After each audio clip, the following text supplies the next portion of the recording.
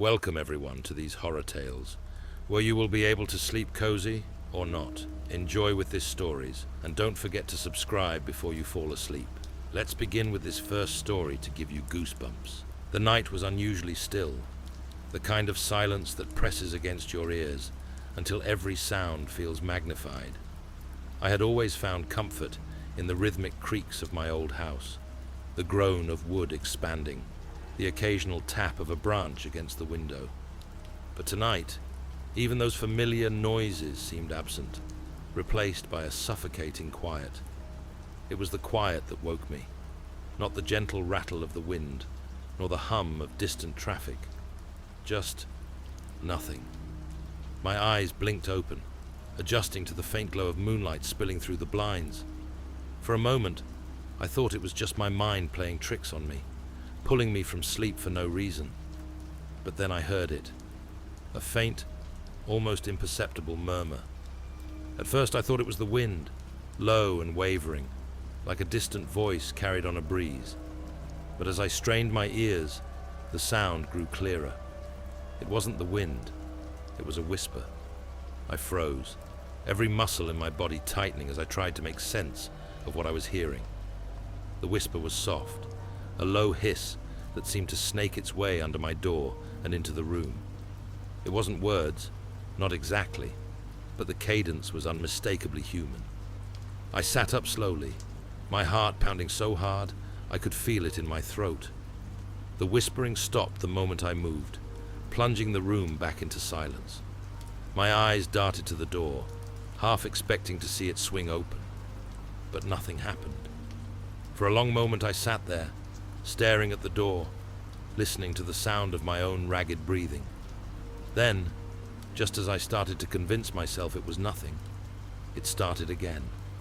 The whisper was louder now, clearer, and it wasn't alone.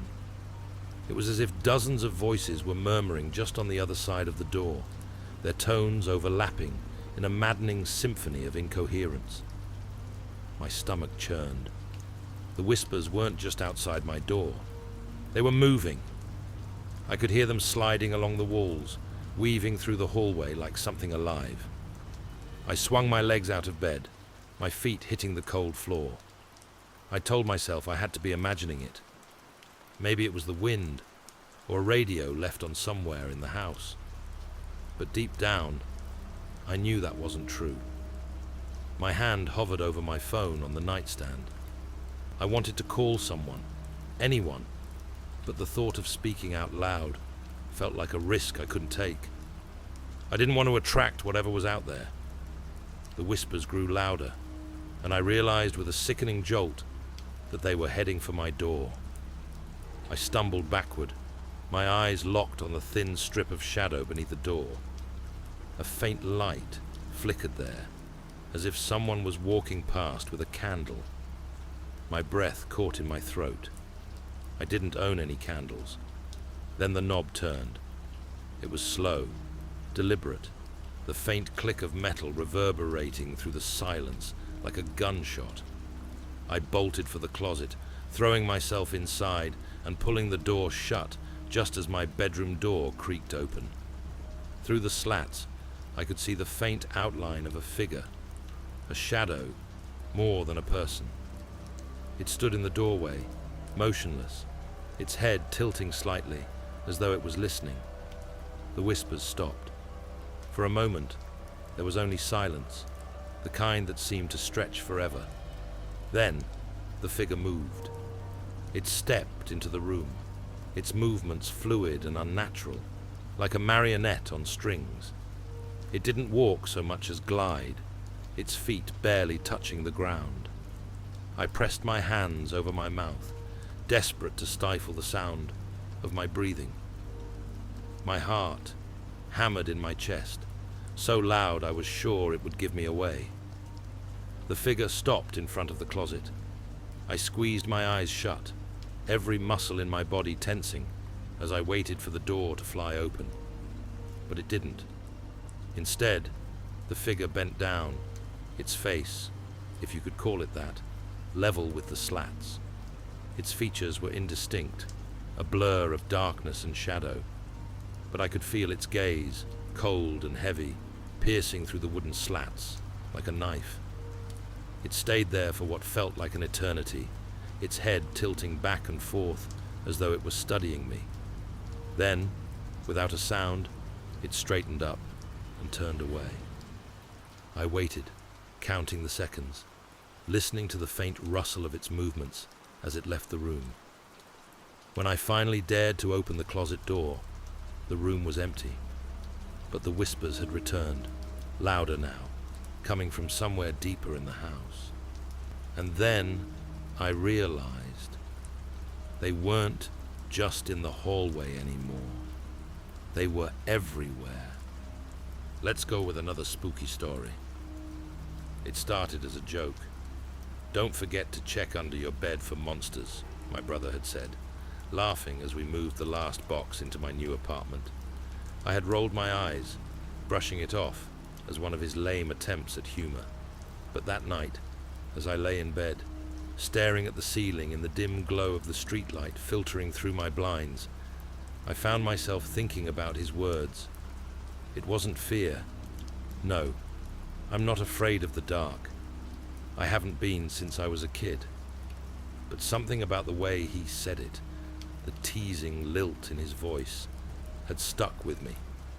My bed was a simple frame, just high enough off the ground to leave a dark, shadowy gap beneath it. A perfect hiding place for, well, for something. I laughed softly at myself. What was I doing? Letting a dumb comment from my brother make me paranoid. I rolled over, pulling the blanket up to my chin, and closed my eyes. But I couldn't sleep. The idea wormed its way into my brain. A tiny, nagging thought that refused to leave. What if there was something under the bed? Not a monster, of course. That would be ridiculous. But maybe a rat, or a spider, or some other unpleasant little creature.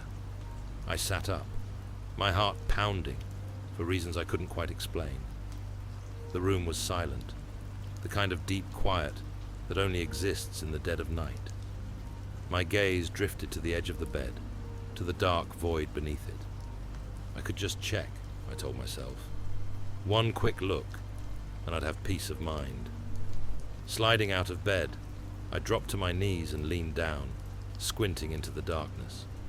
The faint glow from the streetlight didn't reach under there, leaving it a black, impenetrable void. I reached out blindly, my hand brushing against the cool wooden floor. Nothing. I felt a flicker of relief, but it was short-lived. As I started to straighten up, I heard it. A soft, almost imperceptible sound. It wasn't a creak or a rustle. No, it was more like breathing. I froze, my blood turning to ice. My ears strained, and for a moment there was only silence. But then it came again. A faint, shallow inhale, followed by an equally quiet exhale. I scrambled backward, my heart hammering in my chest. "Who's there?" I demanded, my voice trembling. No answer. I grabbed my phone from the nightstand, fumbling with the flashlight. The beam of light pierced the darkness under the bed, illuminating nothing. The space was empty, just a dusty expanse of wood and forgotten crumbs. I laughed nervously, shaking my head. "Get a grip," I muttered, climbing back into bed. It was just my imagination, I told myself. A trick of the mind, brought on by too many horror movies and not enough sleep. But the sound lingered in my mind, replaying over and over like a broken record. Over the next few nights, the feeling grew worse. I tried to ignore it, telling myself that I was being ridiculous. But every time I lay down to sleep, I felt it, the pull, the inexplicable urge to look under the bed. Sometimes I resisted, forcing myself to stay under the covers, squeezing my eyes shut until exhaustion overtook me. Other times, I couldn't help myself. I would crawl out of bed, shine my flashlight underneath, and find nothing but dust and emptiness. Yet no matter how many times I checked, the feeling never went away. If anything, it grew stronger, more insistent. By the end of the week, I was a wreck. My nights were filled with restless tossing and turning, my mind constantly spinning with irrational fears. I started avoiding the bedroom altogether, spending my evenings on the couch and falling asleep in front of the TV. But even then, the thought crept in. What's under the bed? One night, I woke with a start, drenched in sweat. I didn't remember falling asleep, but I was in my bed, the blankets twisted around me. The air felt heavy, oppressive, and I couldn't shake the feeling that I wasn't alone. The urge to look under the bed was overwhelming. It was no longer a thought. It was a need, a primal compulsion that clawed at my brain. I sat up slowly, my breath coming in shallow gasps. The room was dark, but I didn't reach for the light. Instead, I slid to the floor, my movements slow and deliberate. As I knelt beside the bed, I hesitated. My pulse thundered in my ears, my fingers trembling as I reached for the edge of the mattress. "Don't do it," a voice whispered. I froze, my heart stopping for a moment before pounding back to life. The voice wasn't in the room, it was in my head.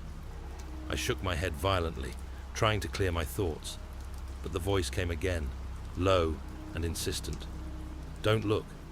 You won't like what you see." I ignored it, my hand gripping the edge of the bed frame.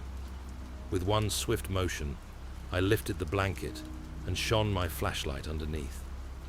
And for the first time, I wasn't alone. Something moved in the shadows, its form indistinct, but undeniably real. A shape that shouldn't exist, too long, too twisted, its edges blurred like a nightmare half forgotten. It didn't lunge at me or make a sound. It just stared, its eyes, if they could be called eyes, locking onto mine. I couldn't move. I couldn't scream. I could only stare back, my mind unraveling as the thing beneath my bed slowly smiled. And then, just as suddenly as it appeared, it was gone. Now, I don't sleep. I can't. The bed is gone, the mattress dumped on the curb, but it doesn't matter. The thing isn't tied to the bed. It's tied to me. No matter where I go, I feel it. Watching, waiting, whispering in the back of my mind. "Don't look," it says, over and over. A mantra that echoes in my skull. But I know it's a lie, because the next time I look, it won't be under the bed. It'll be right behind me. If that one was scary, hear this third story. The night it happened was cold and unremarkable, the kind of night that blends into every other. I had stayed up late, aimlessly flipping through old photographs at my desk.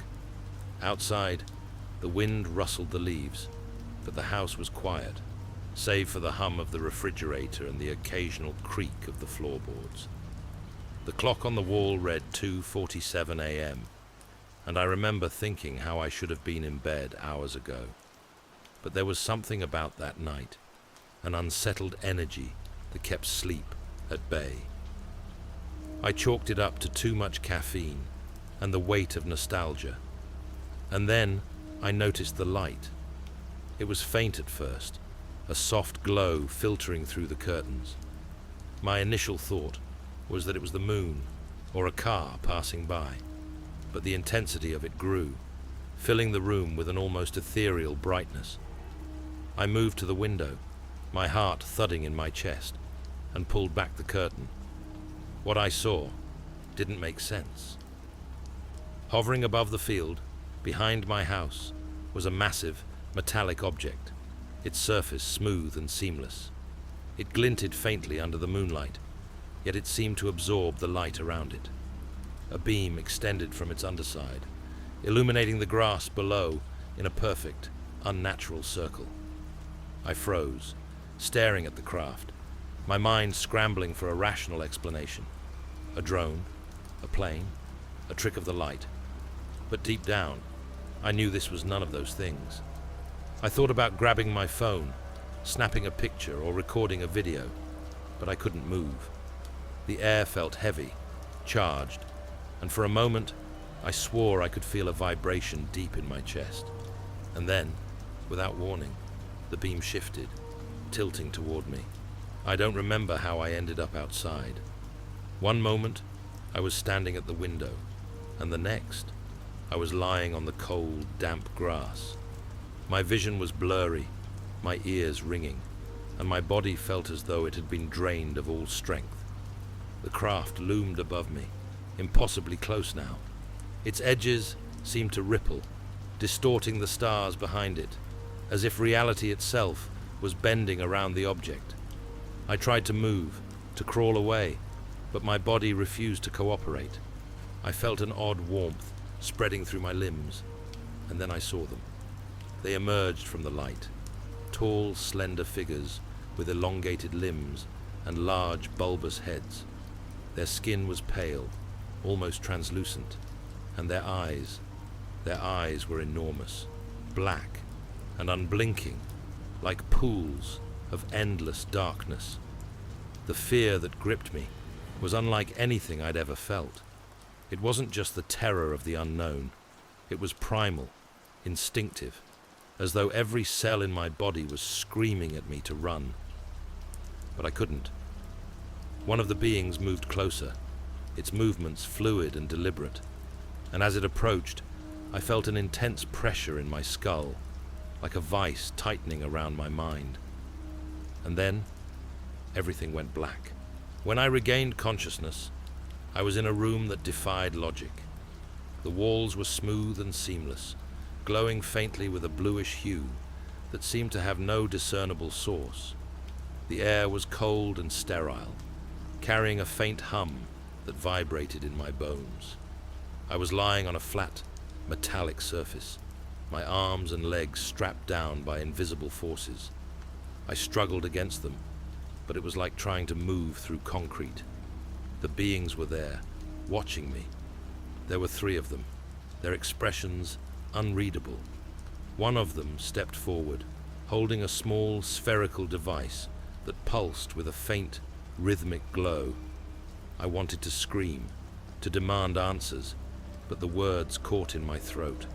The being tilted its head, and I felt the pressure in my skull return, more intense this time. Images flooded my mind, disjointed, incoherent flashes of light, sound, and sensation. My childhood home, the laughter of friends, the smell of rain-soaked earth.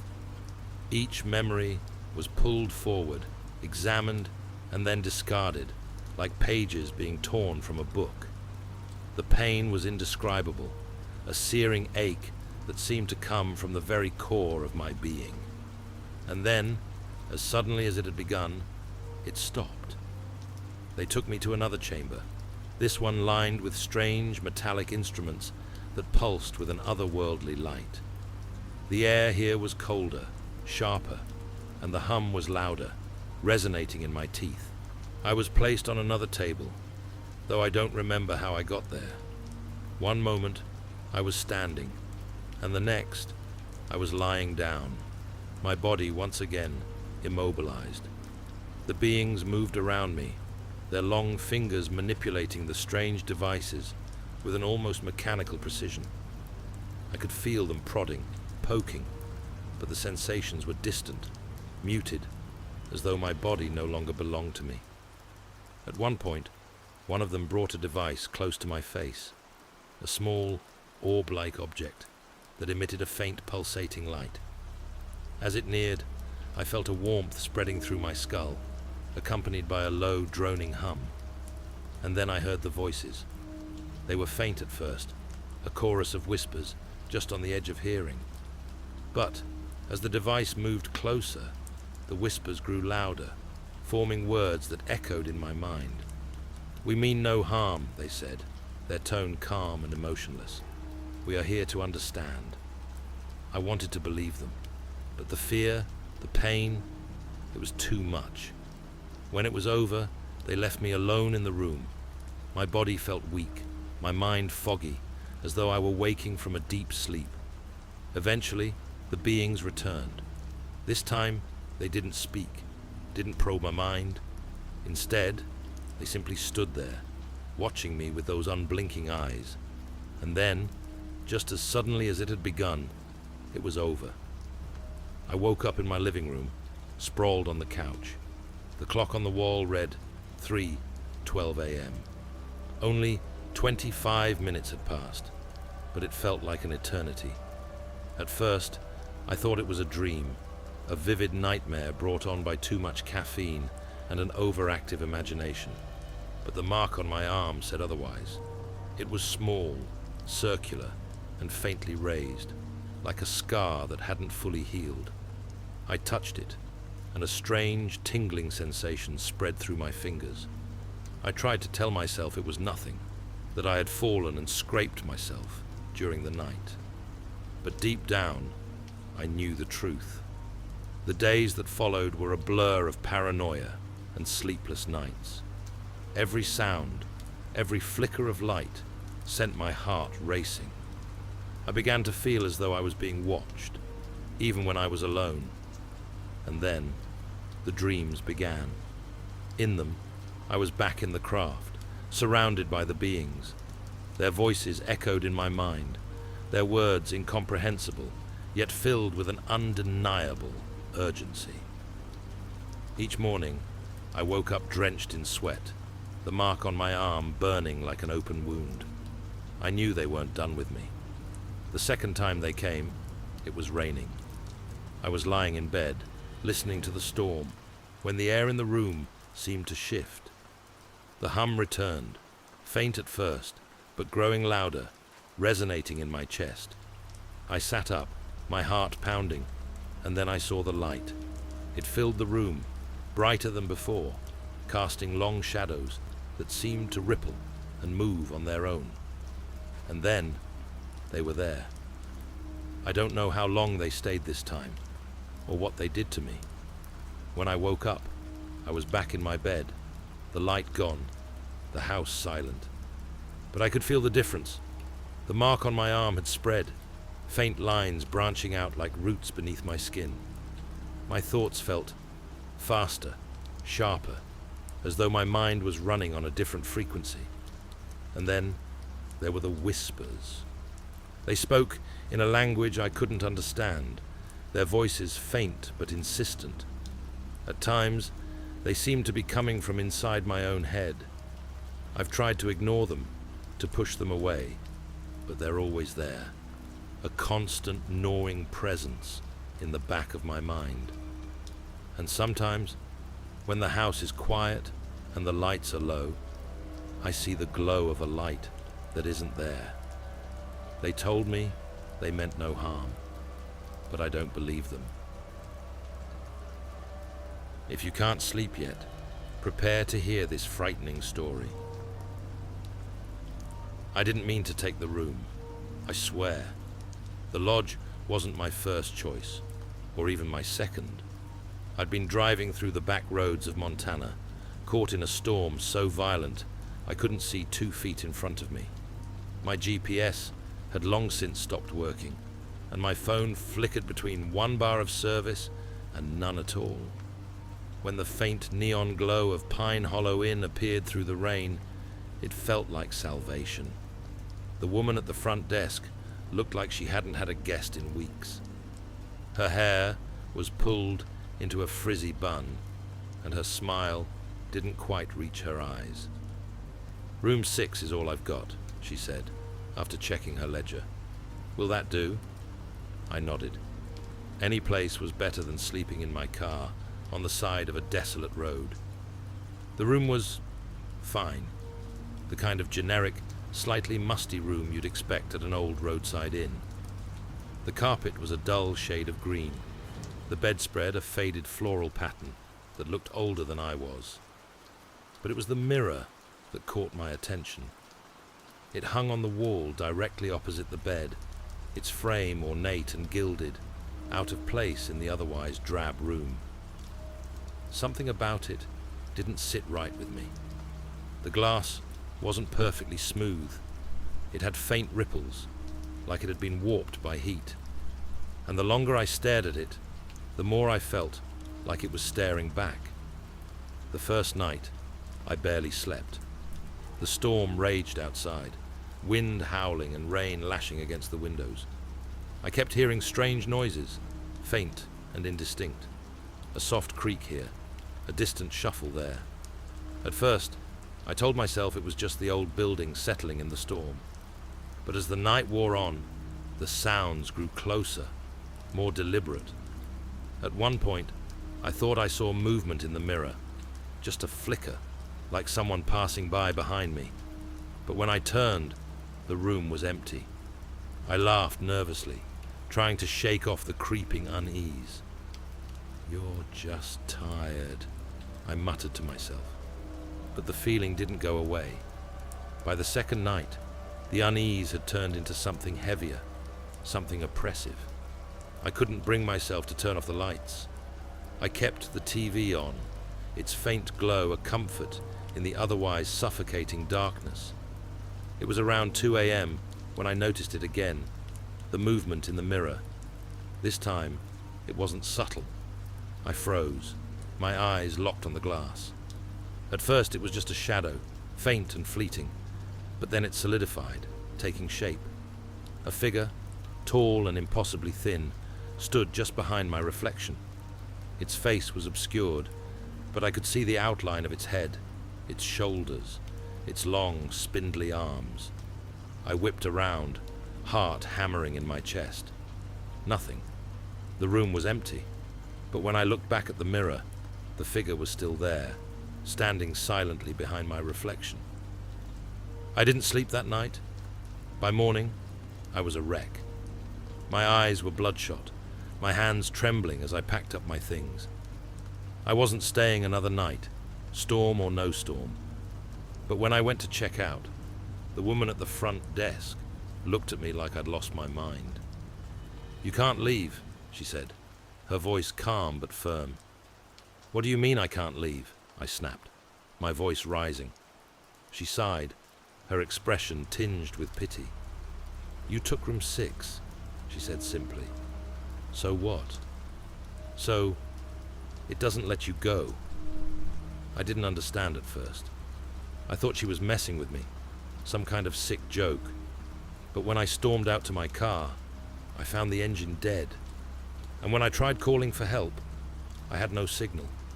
Even walking didn't work. I trudged down the road for what felt like hours, the rain soaking me to the bone. But no matter how far I went, I always ended up back at the lodge. By the third night, the whispers started. They were faint at first, barely audible over the storm. But as the hours passed, they grew louder, more insistent. They came from the mirror. I sat on the edge of the bed, staring at the glass.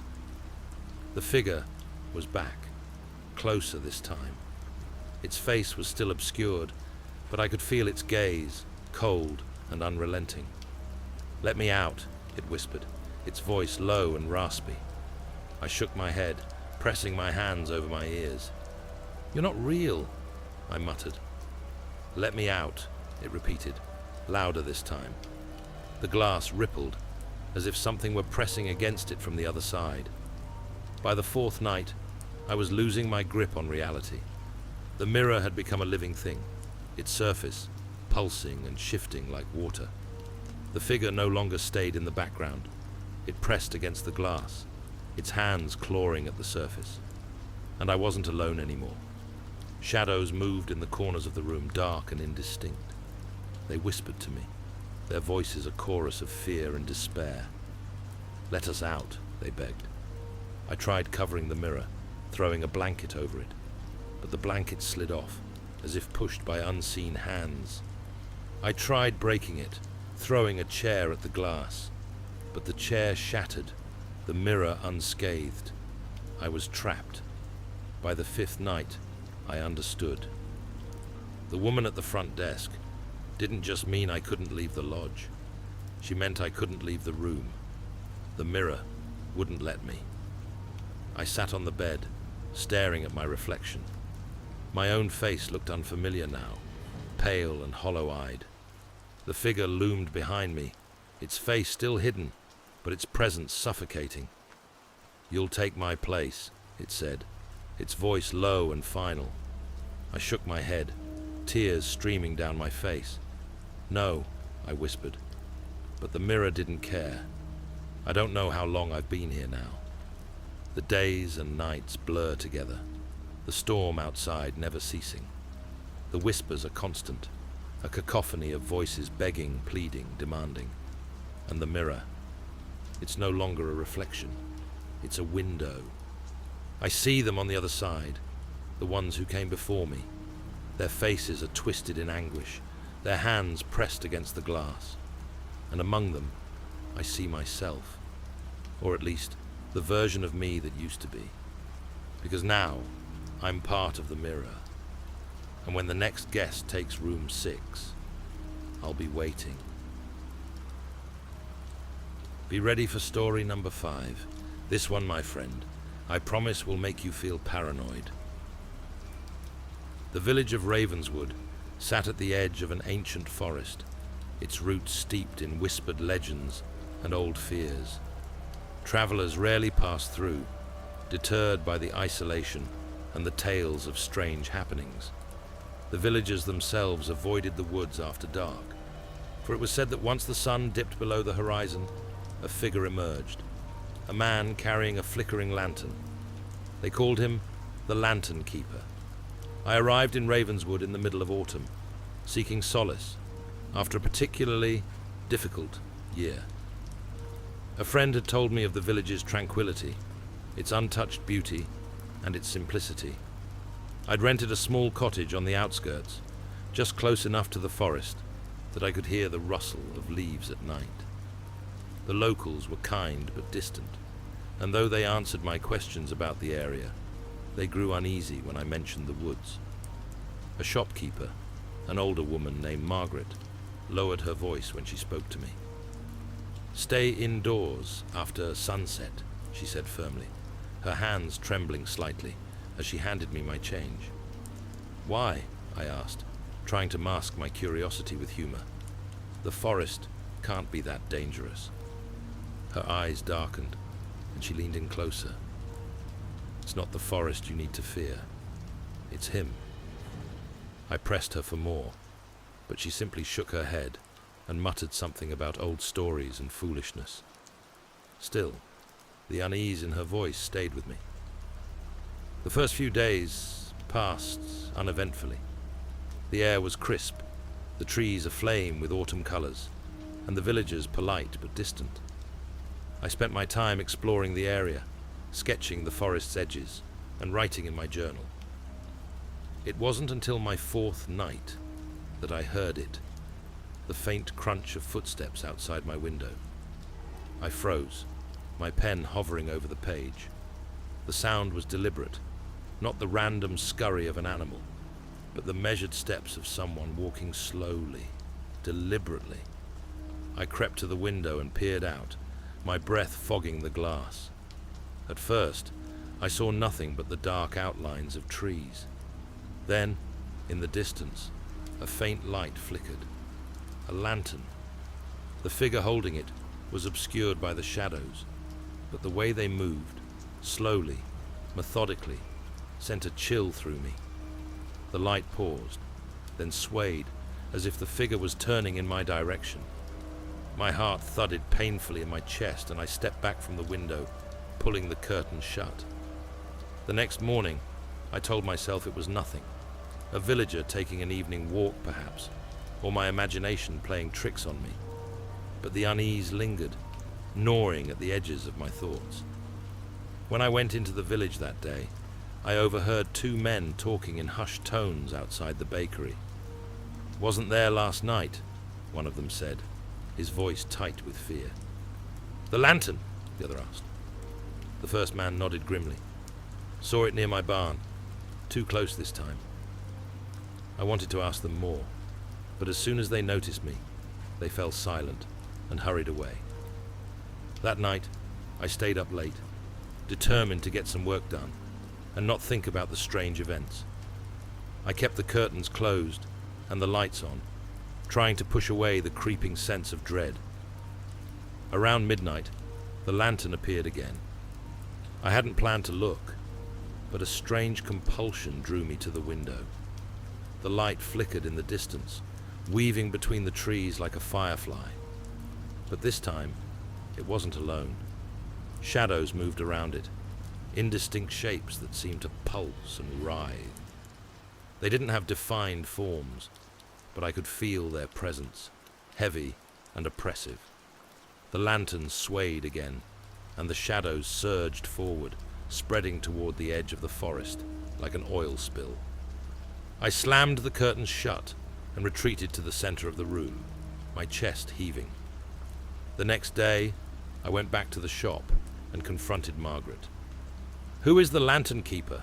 I demanded, my voice shaking. She hesitated, her eyes darting to the other villagers in the store. Finally, she sighed and motioned for me to follow her into the back room. "He was once one of us," she said quietly. "A man who lived here many years ago. His name was Elias, and he was a woodsman, known for his kindness and his lantern. He'd use it to guide travelers through the forest at night, ensuring they reached the village safely." Her expression darkened. But one night, he didn't come back. A storm rolled in, and we found his lantern hanging from a tree at the forest's edge, still burning. His body was never found. "And now?" I asked, my throat dry. "Now," she said, "he walks the woods, searching for something, or someone. Those who see him too closely, they don't stay themselves for long." I tried to leave the village that afternoon. I packed my belongings and loaded them into my car, but the engine wouldn't start. I called for help, but my phone had no signal. Even walking to the main road seemed impossible. Every path I took looped me back toward the forest. By the time the sun set, I was back in the cottage, my nerves frayed and my sense of reality unraveling. The lantern appeared again, closer this time. Its light cast long, distorted shadows across my walls, even though my curtains were closed. And then I heard it, a knock at the door. It was soft at first, almost polite.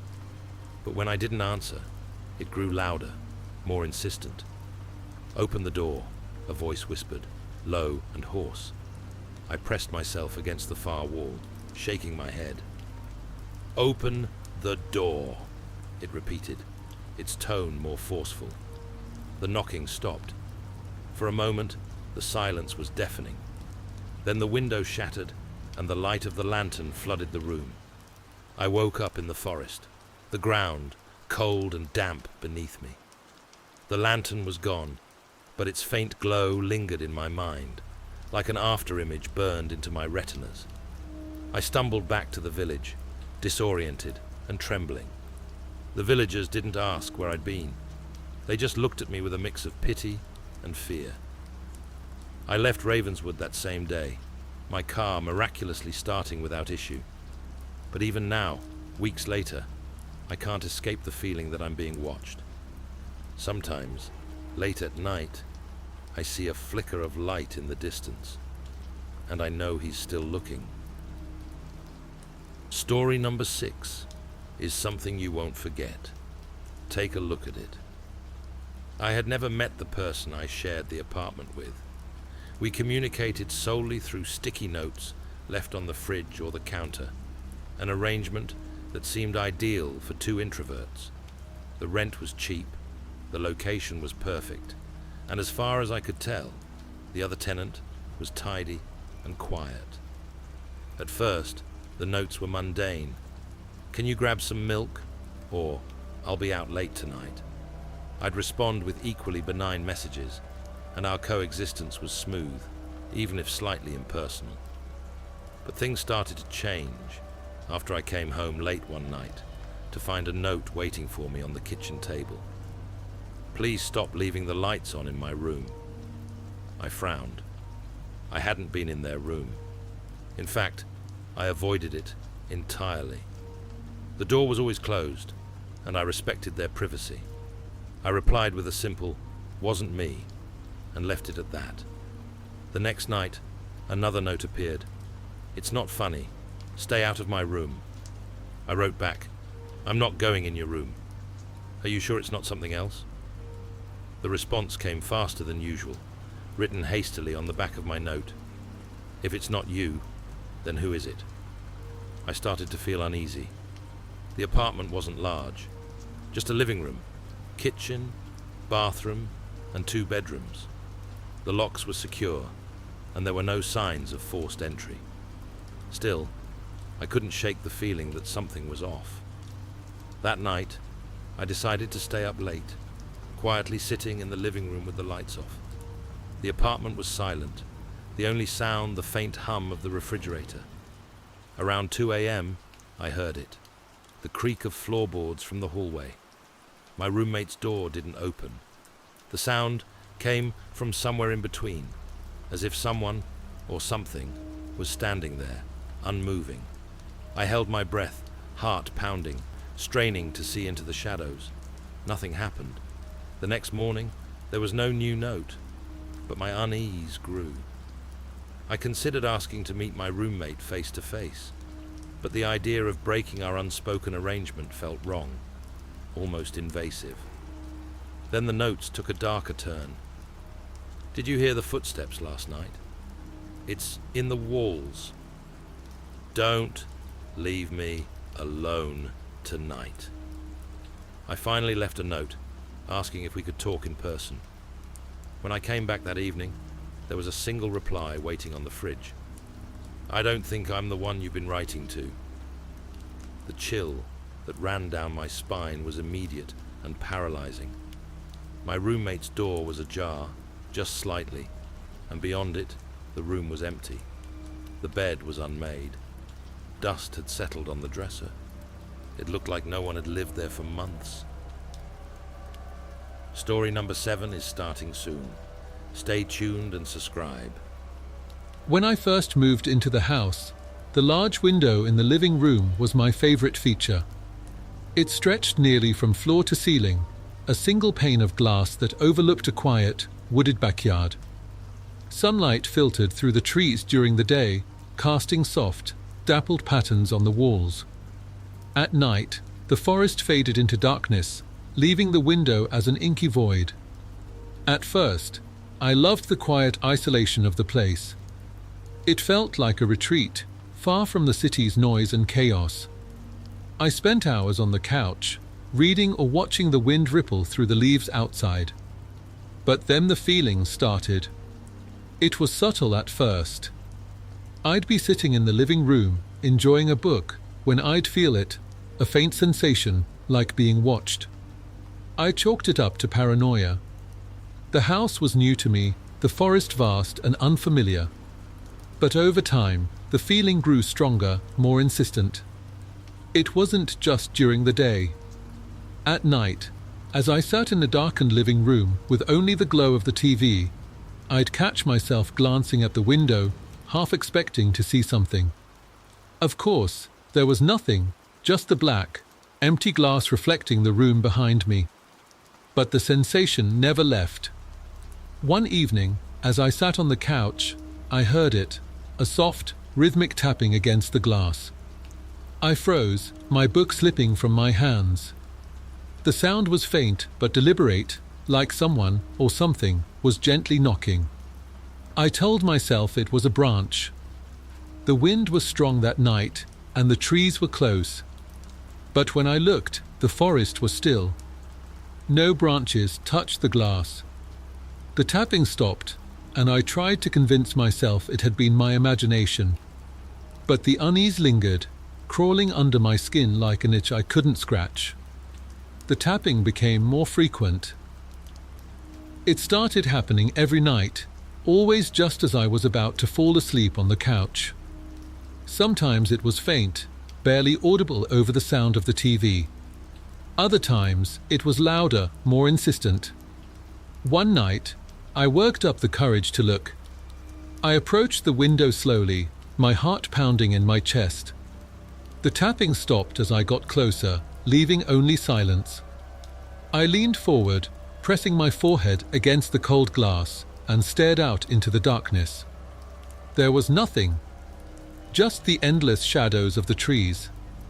But as I pulled away, I saw it, just for a moment. A shape, a faint outline, standing motionless in the trees. I tried to rationalize it. It could have been anything, a shadow, a trick of the light, even an animal. But deep down, I knew it wasn't. The shape was human. After that night, I stopped using the living room. I avoided the window as much as I could, retreating to my bedroom early and keeping the curtains tightly drawn. But the tapping followed me. It came to the window in my bedroom, softer now, more patient. The first time I heard it, I thought I'd locked someone out of the house. I rushed to the door, flipping on every light as I went, but there was no one there. And then I realized the tapping was coming from the second-floor window. I didn't sleep that night. I stayed in bed, clutching my phone, and told myself I'd call someone in the morning. The police, a neighbor, anyone who could help. But as the sun rose, the tapping stopped, and I convinced myself it wasn't real. That was the last time I doubted. A week later, I woke in the middle of the night to a sound that froze me in place. It wasn't the tapping. It was breathing. Slow, heavy breaths, just outside my bedroom window. I didn't move. I didn't even blink. My body felt like it had turned to stone, every muscle locked in place. The breathing continued for what felt like hours, steady and calm, as if the thing outside knew I was awake. Finally, as the first rays of sunlight broke through the curtains, it stopped. When I found the handprint on the glass the next morning, I knew I couldn't stay. I packed my things that afternoon, moving as quickly as I could. I didn't care about the money I'd lose breaking the lease. I just wanted to be gone. As I loaded the last box into my car, I glanced at the house one final time. The window in the living room stared back at me, its glass reflecting the forest beyond. But there was something else.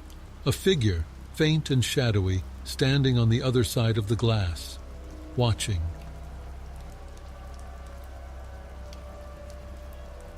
I was looking for a place to rent, and this one seemed perfect. It was cheap, close to work, and had that old-world charm you just don't find anymore. The house stood on a quiet street lined with sagging trees, their branches brushing against the roof when the wind blew. The landlord, an older man with tired eyes, didn't say much during the tour. "Floorboards creak," he muttered as we walked through the dimly lit interior. "It's old. That's normal." I nodded, trying to seem nonchalant. The price was too good to pass up. It didn't take long to notice that the house wasn't normal. The first night I heard the footsteps. I was lying in bed, the kind of tired that drags you into sleep the moment your head hits the pillow. But just as I was drifting off, I heard it, a slow, deliberate creaking of the floorboards. It started in the hallway outside my room. Creak. Pause. Creak. I held my breath, staring at the thin line of light under my door. There were no shadows, no sign of movement. The sound stopped just outside my room, and then there was silence. I told myself it was nothing. Old houses make noise, I reasoned, but old houses don't make footsteps. The next day I tried to shrug it off. I busied myself unpacking boxes, playing music to drown out the gnawing unease in my chest. The house creaked and groaned throughout the day, as if settling under its own weight. But by nightfall, the dread returned. I went to bed early, hoping sleep would come quickly, but the footsteps came instead. They started on the stairs this time. The sound was unmistakable, the heavy thud of someone climbing the steps, each tread punctuated by a long, agonizing pause.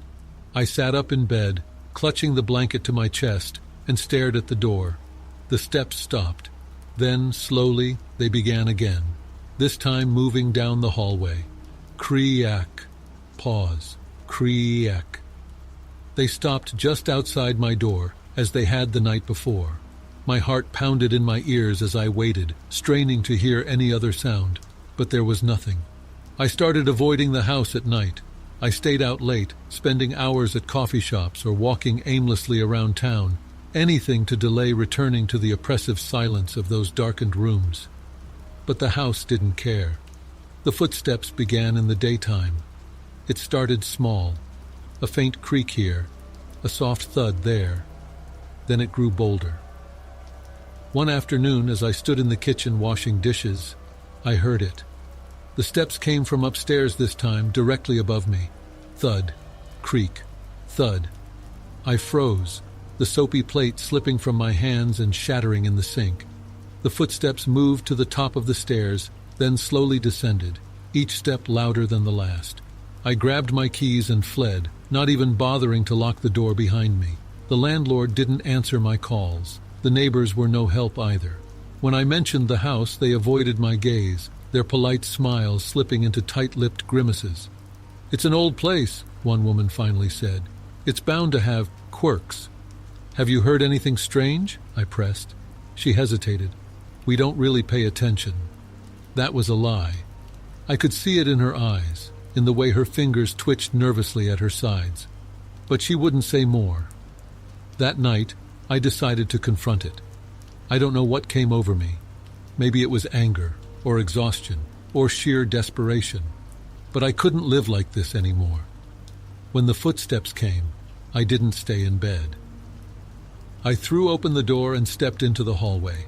The air was heavy, almost suffocating, and the dim light from the single bulb at the end of the hall cast long, flickering shadows on the walls. "Who's there?" I called, my voice trembling. The footsteps stopped.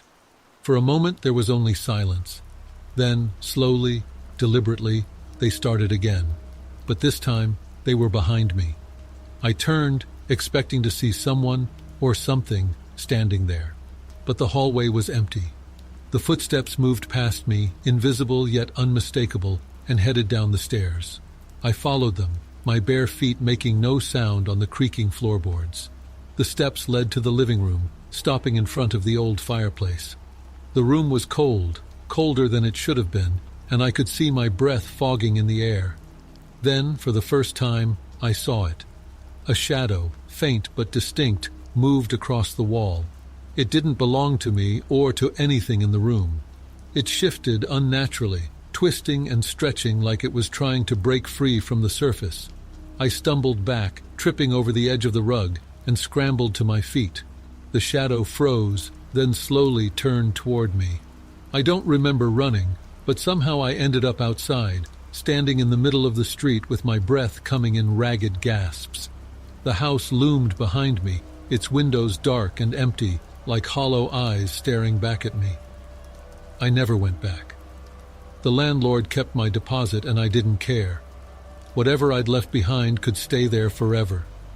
Sometimes I think I hear footsteps in my new place, soft, deliberate creaks that sound just like the ones from that house. But I tell myself it's nothing, because some doors are better left closed.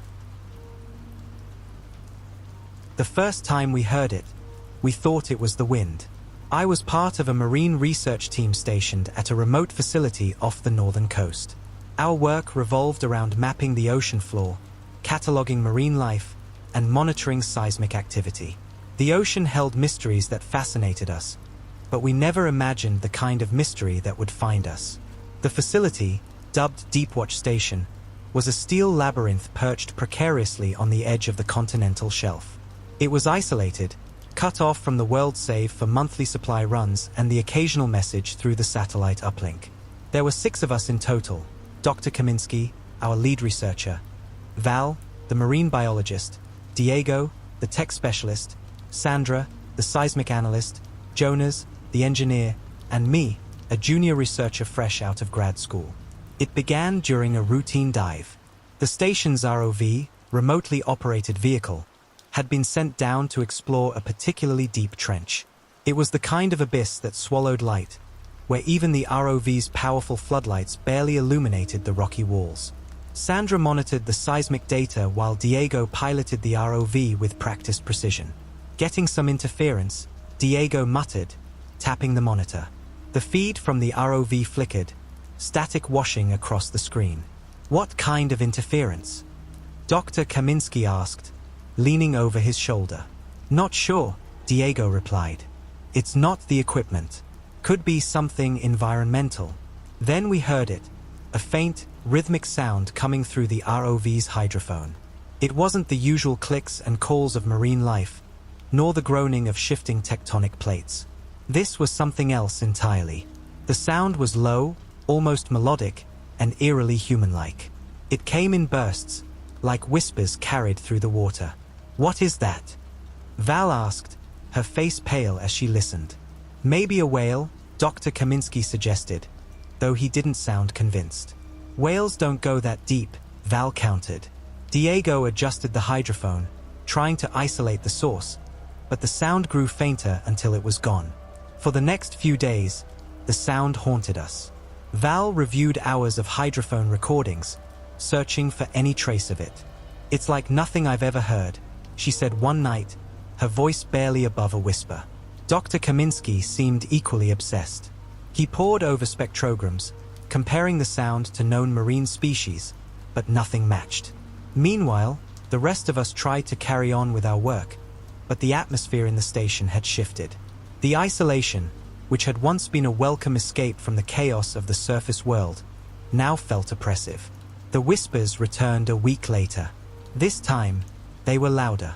The ROV was in the water again, exploring a series of caverns near the trench.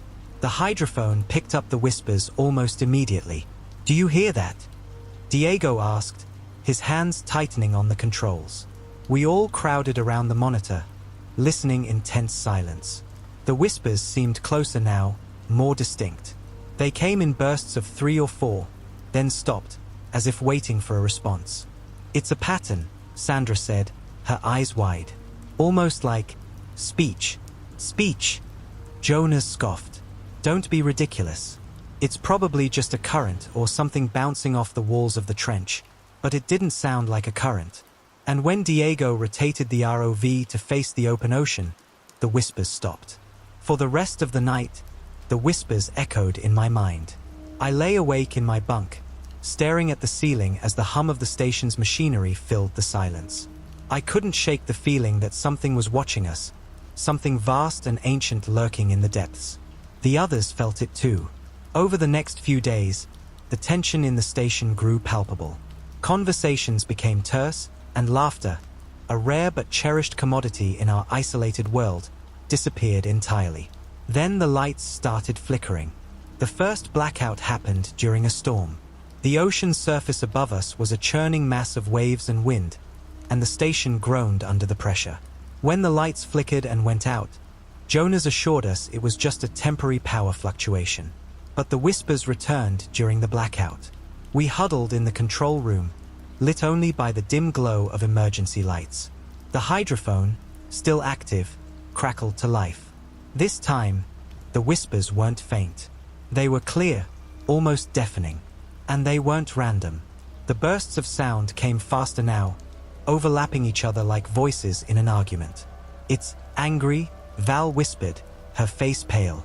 We sat in stunned silence, the whispers clawing at the edges of reason. They reverberated through the hydrophone, each burst of sound sharper and more deliberate. The rhythm was erratic now, like it was trying to force something out, a message we weren't equipped to understand. Jonas was the first to break the silence. "It's just feedback," he muttered, though his voice lacked conviction. "The storm's messing with the equipment. That's all."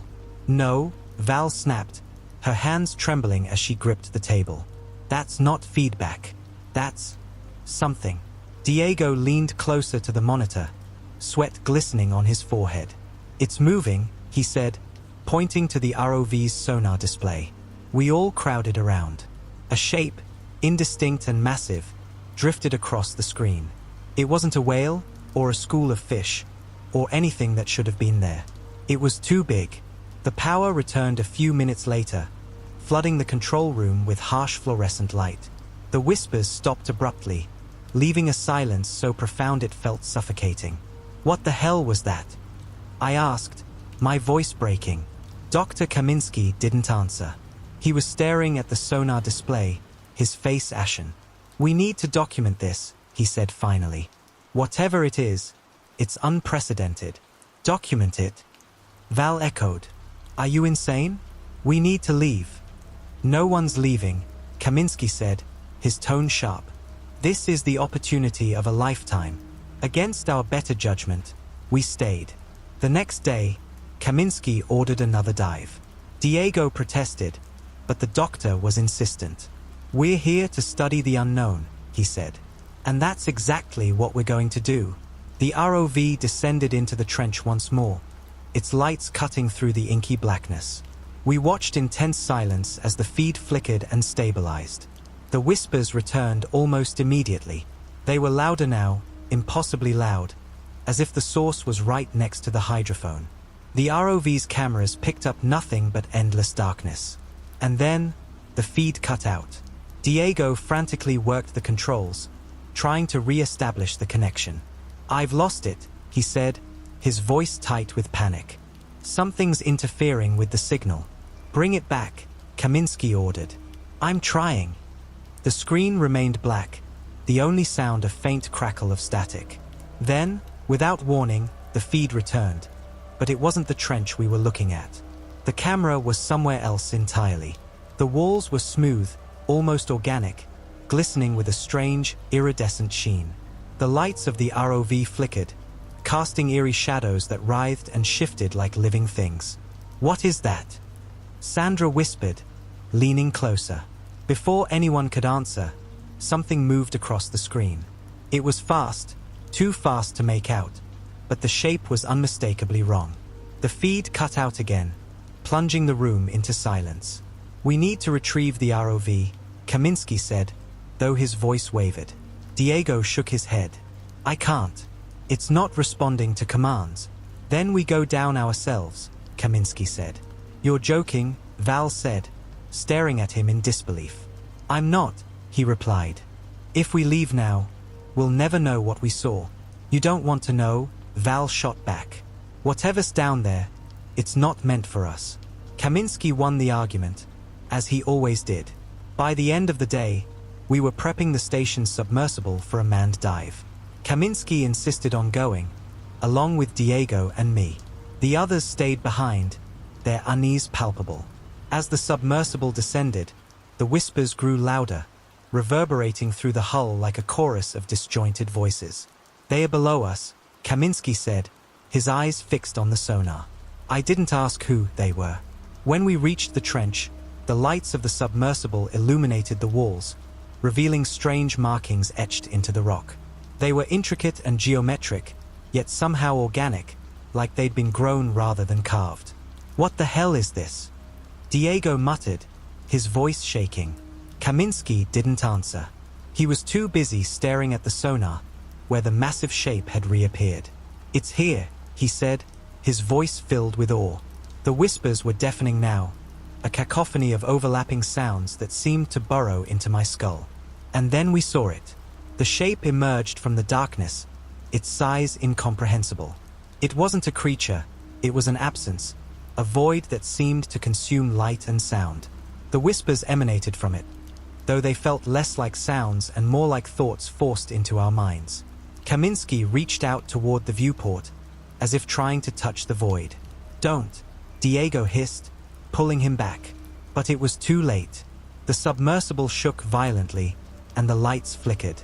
The last thing I saw before the feed cut out was Kaminsky's face, twisted in an expression of pure terror. When I woke up, I was back in the station. Sandra and Jonas found me floating in the submersible's emergency pod, unconscious and alone. There was no sign of Kaminsky or Diego, and the submersible itself was gone. I tried to explain what had happened, but the words wouldn't come.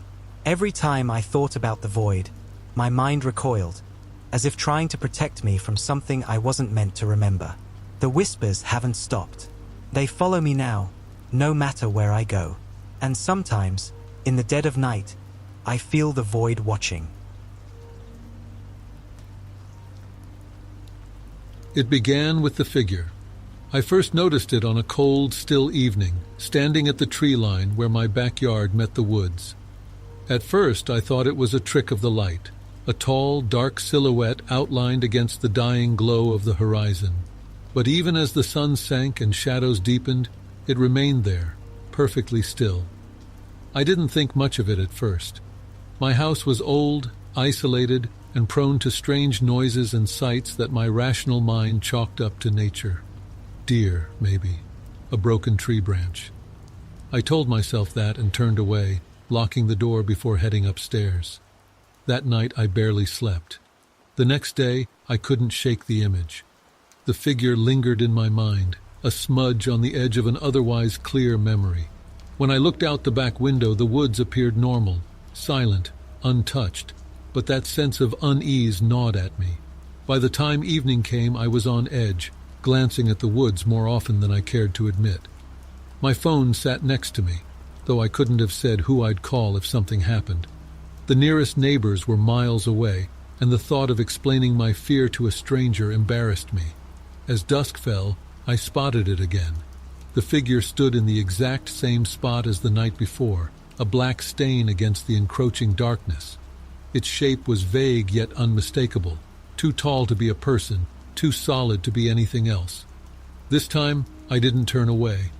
I stood at the window, staring into the growing night, willing it to move, to prove it wasn't real. But it didn't. Instead, the longer I looked, the clearer it became. Its head, or what I assumed was its head, was tilted slightly, as if watching me in return. I closed the curtains and turned on every light in the house. Over the next few days, the figure became a constant. It appeared every evening without fail, always in the same spot, always facing the house. I never saw it move, never heard a sound, but its presence weighed on me.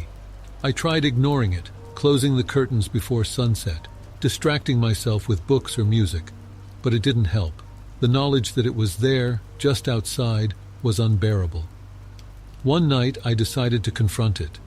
Armed with a flashlight and a heavy wrench I'd pulled from the toolbox, I stepped into the cold night air. My breath fogged in the chill as I made my way toward the tree line, each step feeling heavier than the last. The figure loomed ahead, indistinct yet somehow sharp, its edges wrong in a way I couldn't define. "Who's there?" I called, my voice trembling. No answer. I raised the flashlight, its beam cutting through the dark, but it only seemed to make the shadows deeper. The figure remained where it was, unmoving. "Go away!" I shouted. Still nothing. I don't know how long I stood there, frozen by fear and defiance. Eventually I turned and walked back to the house, locking the door behind me. When I looked out the window again, the figure was gone. That night I woke to a sound. It was faint at first, like the creak of a tree swaying in the wind. But as I lay there, holding my breath, it grew louder, closer. A slow, deliberate scrape, like fingernails on wood. It was coming from downstairs. I grabbed the wrench from beside my bed and crept down the stairs, heart pounding. The house was dark, the only light coming from the faint glow of the moon through the windows. The scraping continued, coming from the back door. I approached cautiously, every instinct screaming at me to turn around, to run. But something compelled me forward, some terrible need to see what was making the sound. When I reached the door, the scraping stopped. I stared at the frosted glass, my breath fogging it slightly. For a moment I saw nothing but my own reflection. Then it moved. A shadow passed across the glass, slow and deliberate. I don't remember unlocking the door, but suddenly I was outside, flashlight in hand.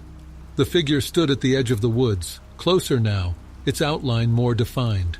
I could see its limbs, impossibly long and thin, stretching unnaturally. "Leave me alone!" I screamed, my voice cracking. It tilted its head again, as if mocking me. I took a step forward, then another, until I was only feet away from it. The air around it felt wrong, heavy and cold, pressing against my skin. The flashlight flickered and died. When I woke, it was morning. I was lying in the grass just outside the woods, the wrench still in my hand. My clothes were damp with dew, and my body ached as if I'd been running for miles. Over the next few days, the figure became a constant. It appeared every evening without fail, always in the same spot, always facing the house. I never saw it move, never heard a sound, but its presence weighed on me. I tried ignoring it, closing the curtains before sunset, distracting myself with books or music. But it didn't help. The knowledge that it was there, just outside, was unbearable. One night, I decided to confront it. Armed with a flashlight and a heavy wrench I'd pulled from the toolbox, I stepped into the cold night air. My breath fogged in the chill as I made my way toward the tree line, each step feeling heavier than the last. The figure loomed ahead, indistinct yet somehow sharp, its edges wrong in a way I couldn't define. "Who's there?" I called, my voice trembling. No answer. I raised the flashlight, its beam cutting through the dark, but it only seemed to make the shadows deeper. The figure remained where it was, unmoving. "Go away!" I shouted. Still nothing. I don't know how long I stood there, frozen by fear and defiance. Eventually, I turned and walked back to the house, locking the door behind me. When I looked out the window again, the figure was gone. That night, I woke to a sound. It was faint at first, like the creak of a tree swaying in the wind. But as I lay there, holding my breath, it grew louder, closer. A slow, deliberate scrape, like fingernails on wood. It was coming from downstairs. I grabbed the wrench from beside my bed and crept down the stairs, heart pounding. The house was dark, the only light coming from the faint glow of the moon through the windows. The scraping continued coming from the back door. I approached cautiously, every instinct screaming at me to turn around, to run. But something compelled me forward, some terrible need to see what was making the sound. When I reached the door, the scraping stopped. I stared at the frosted glass, my breath fogging it slightly. For a moment I saw nothing but my own reflection. Then it moved. A shadow passed across the glass, slow and deliberate. I don't remember unlocking the door, but suddenly I was outside, flashlight in hand. The figure stood at the edge of the woods, closer now, its outline more defined. I could see its limbs, impossibly long and thin, stretching unnaturally. "Leave me alone!" I screamed, my voice cracking. It tilted its head again, as if mocking me. I took a step forward, then another, until I was only feet away from it. The air around it felt wrong, heavy and cold, pressing against my skin. The flashlight flickered and died. When I woke, it was morning. I was lying in the grass just outside the woods, the wrench still in my hand. My clothes were damp with dew, and my body ached as if I'd been running for miles. The figure was gone. I moved out of the house the next day, leaving everything behind. Sometimes, though, I swear I still feel it watching, waiting at the edge of my dreams. The world ended not with a bang, but with a whisper. For days we watched as the news reports came in, each more frantic than the last. First, the virus was contained in one city. Then it spread to another, and another. We all thought we had time, that it was just a matter of a few weeks until they contained it. But it wasn't. Now the world had descended into chaos. Cities were burning, governments were scrambling, the dead were walking. And we were left to pick up the pieces. I don't remember how long it's been since the outbreak. Days? Weeks? Time is a blur when survival is the only thing that matters. I'm in a safe house now, a dilapidated apartment building that once housed families, but is now just a broken shell. The windows are boarded up, the door barricaded. The only light comes from the dim glow of a few candles scattered around the room. We've become used to the darkness, the silence, except for the occasional scratching at the windows, the groans of the dead on the other side. Every night they gather outside like some sort of twisted ritual. They know we're here, but they can't get to us. Not yet. My name is Jake. I was a mechanic before all of this. Now I'm just another survivor. I have a small group with me. We're all that's left from a larger group we'd been traveling with. They didn't make it. Not everyone survives. Rita's the one who keeps us grounded. She's tough, no nonsense. Keeps us all in line, makes sure we don't lose our heads when the world keeps pushing us to the edge. Lucas is the opposite, always nervous, always looking over his shoulder like something's about to jump out at him. It's a miracle he hasn't cracked yet. Then there's Emily. She's quiet, distant, but she's the one who can still hold a conversation. She was a teacher before everything fell apart. Now she's our medic, always stitching up wounds and checking for infections. And me? I'm the one who's supposed to keep everyone safe, I guess. I try to fix things, vehicles, barricades, whatever we need. But lately, it feels like no matter what I do, it's never enough. The days blur together. We have food for now, cans of beans, water bottles, some dried meat we found in a store, but it's running out. We're lucky. Some of the others aren't so fortunate. I'm out scavenging when I hear the first scream. It's coming from the building across the street. A woman's voice, high-pitched, panicked. She's not alone. I know what it means before I even hear the groans. The zombies are here. I don't hesitate. I turn and run, my heart hammering in my chest. I can't afford to waste time. If they're here, they'll be at our building soon. I have to get back to the others. I reach the apartment building, breathless, and bang on the door. Lucas opens it, his face pale. His eyes are wide, like he's seen a ghost. "They're coming," I say. "Get everyone inside now." He nods, shutting the door behind me as I rush inside. Emily is in the back, cleaning a wound on one of the other survivors, while Rita is checking the barricades. "We've got company," I say, my voice low but urgent. "Zombies are across the street and they're headed this way." Rita's eyes harden. "How many?" "I didn't get a count, but enough," I reply. "We need to move." There's no time to waste. Rita grabs the crowbar from the corner, Emily gathers her medical supplies, and Lucas helps me reinforce the barricades. We're ready. Well, as ready as we can be in a world where everything is falling apart. But the pounding starts almost immediately. It's slow at first, just a few thuds against the door. Then the moans start. Soft at first, almost like they're calling to each other. But it doesn't take long before the sound intensifies. "Get to the back," Rita orders. "We're going out the fire escape. We can't stay here." We head for the stairs, but before we can make it, the door bursts open with a crash. There's no time to think. I grab Emily's arm and pull her towards the back. Lucas is already ahead, his footfalls quick as he races toward the fire escape. The horde is inside. We hear them, lumbering, groaning, dragging their feet across the floor. Their rotten, decayed bodies scrape against the walls. I can't afford to look back. There's no time.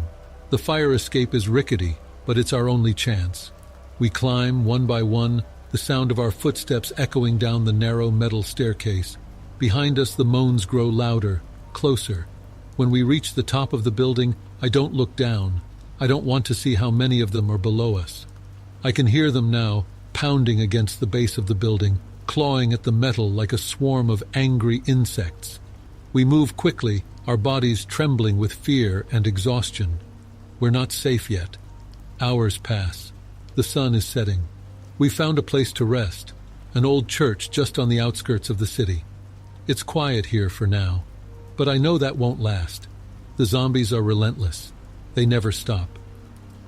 "We can't keep running forever," Emily says, her voice tired but steady. I look out the window. The city is in ruins. There's nothing left. The world is gone, but we're still here.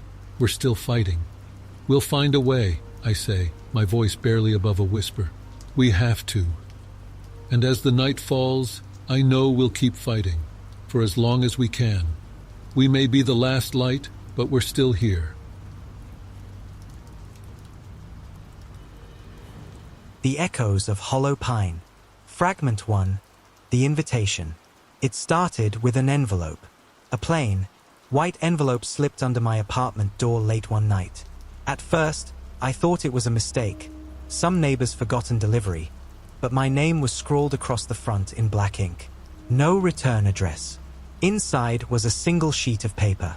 "You are cordially invited to witness the unveiling of the Hollow Pines estate. Midnight, October 31st. The invitation bore no further instructions, no RSVP. It only had the address, a remote location in the middle of nowhere, and a strange insignia stamped at the bottom. A skeletal tree, its roots twisting into a spiraling abyss. I should have ignored it, thrown it out, moved on. But there was something about the phrasing, the sinister simplicity of it, that burrowed into my thoughts. By the time Halloween arrived, I found myself driving down an overgrown road, headlights cutting through the dense fog of hollow pines. Fragment 2. The Arrival. The estate emerged from the darkness like a monolith. It was massive, Victorian, and decayed, the kind of place that felt alive in its emptiness. Ivy crawled up its cracked walls, and shattered windows reflected the pale moonlight like jagged teeth. I parked in the gravel driveway and stepped out into the freezing night air. The woods around me were unnaturally still, no sound save for the faint rustle of dead leaves underfoot. Other cars were parked nearby, their occupants standing in hushed groups. I recognized no one, though they all seemed as uneasy as I felt. A man stood on the mansion steps, tall and thin, dressed in a dark suit. He held a lantern that cast long, flickering shadows across his face. When he spoke, his voice was smooth and commanding. "Welcome to Hollow Pines. Please, come inside." Fragment 3. The Gathering. The foyer was suffocating. Dust hung thick in the air, and the faded wallpaper peeled back in strips, revealing rotting wood beneath.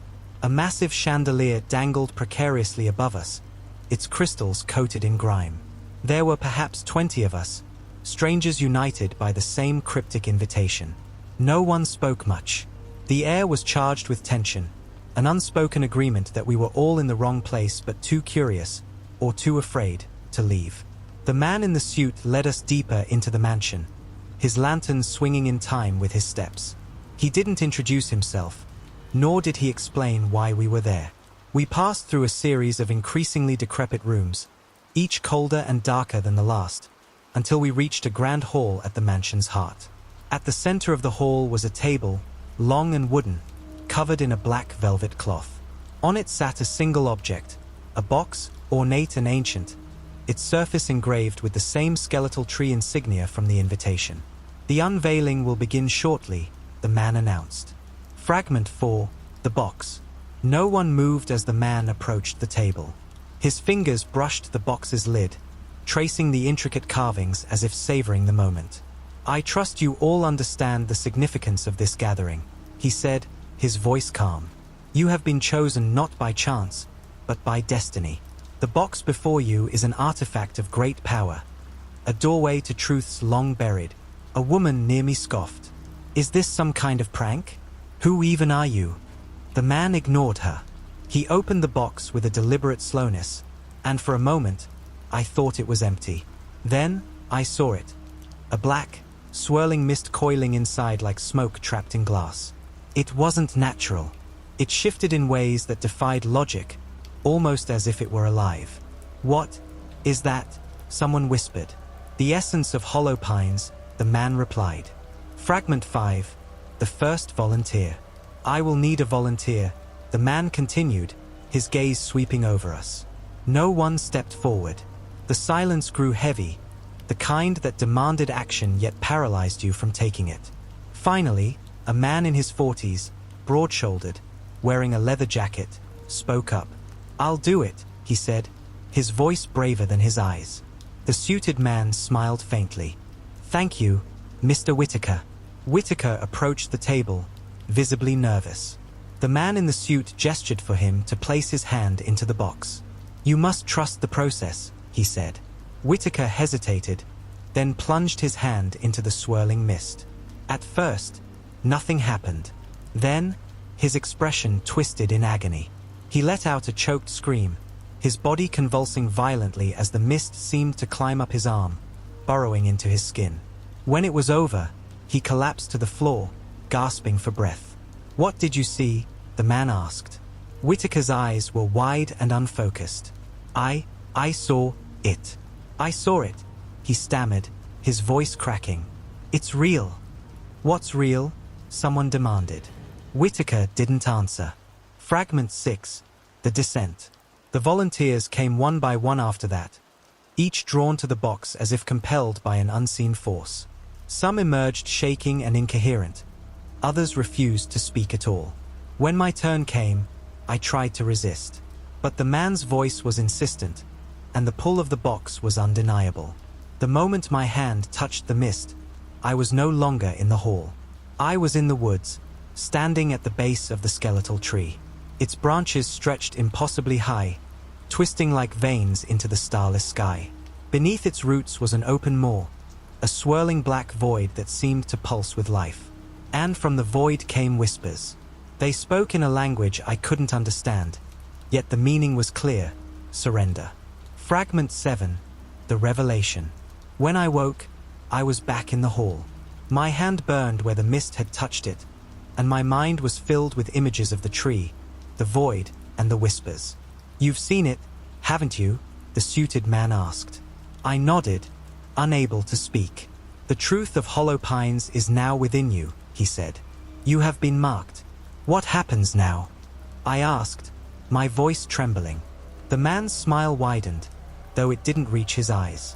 "Now, the unveiling begins in earnest." Fragment 8, the awakening. The lights in the hall flickered, then went out completely. The air grew colder, and the whispers began again. This time louder, more insistent. The box on the table shattered, releasing a torrent of black mist that filled the room.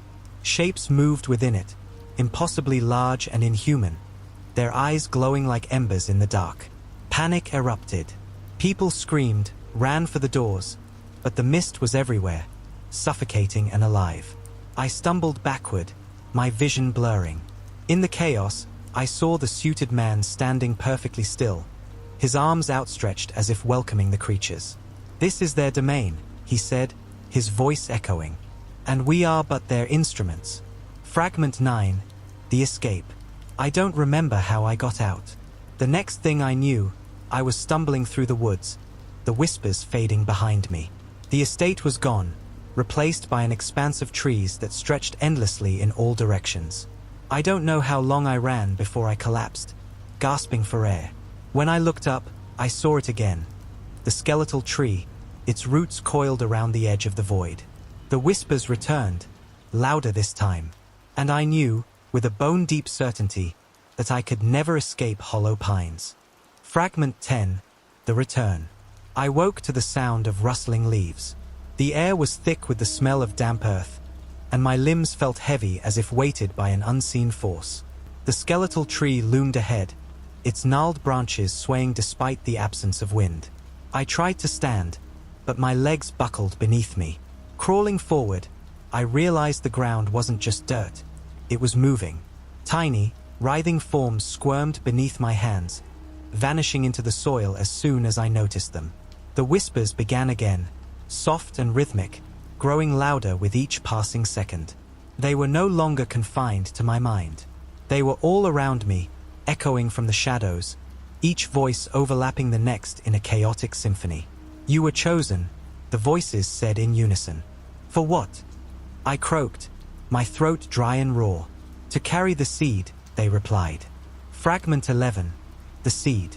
The words filled me with a dread I couldn't name. I clawed at my chest, desperate to feel normalcy beneath my skin, but there was something wrong, something alien. Beneath my ribs, I felt movement. It wasn't the rhythmic pulse of my heartbeat, but something else, something alive. My breathing quickened, and I tore at my shirt, exposing my chest. A faint glow pulsed beneath the surface of my skin, spreading out in web-like patterns that pulsed in time with the whispers. "No, no, no," I muttered, stumbling backward. The skeletal tree seemed closer now, its roots stretching toward me like grasping fingers. I turned to run, but the forest had closed in around me. The path was gone, replaced by an endless expanse of twisting branches and suffocating mist. "Do not resist," the voices commanded. Fragment 12, the pursuers. Panic surged as I sprinted blindly through the woods. The ground beneath me seemed to shift with every step, and the whispers grew louder, angrier. Shadows darted through the trees, humanoid shapes that moved too fast, too fluidly to be human. They were hunting me. My lungs burned, and my legs ached, but I couldn't stop. Every time I glanced back, the shadows were closer, their glowing eyes burning into my soul. Ahead, a faint light flickered through the trees. It was weak and unsteady, but it was enough to push me forward. I burst into a clearing and collapsed, gasping for air. The light came from a lantern held by a figure standing at the edge of the clearing. It was the suited man. Fragment 13. The bargain. You cannot outrun them, he said, his voice calm despite the chaos around us. What do they want from me? I managed to gasp. He knelt beside me, his lantern casting shadows across his face. Hollow Pines is a threshold, a place where the veil between worlds is thin. The beings you saw, they exist beyond our comprehension. And you, he paused, his smile chilling. You've been marked as their vessel. I didn't agree to this. I shouted. He tilted his head. You came here, did you not? You accepted the invitation. That was enough. I tried to argue, but the words caught in my throat. The glow beneath my skin was brighter now, spreading further with each passing second. There is a way to stop it, he said, his tone almost pitying. But it comes at a cost. What cost? I asked, desperation creeping into my voice. He leaned closer, his eyes gleaming. You must return to the tree. Complete the cycle. Only then will they release you. Fragment 14. The descent. With no other choice, I followed him. The shadows continued to close in, their whispers now a deafening roar, but the suited man seemed unaffected.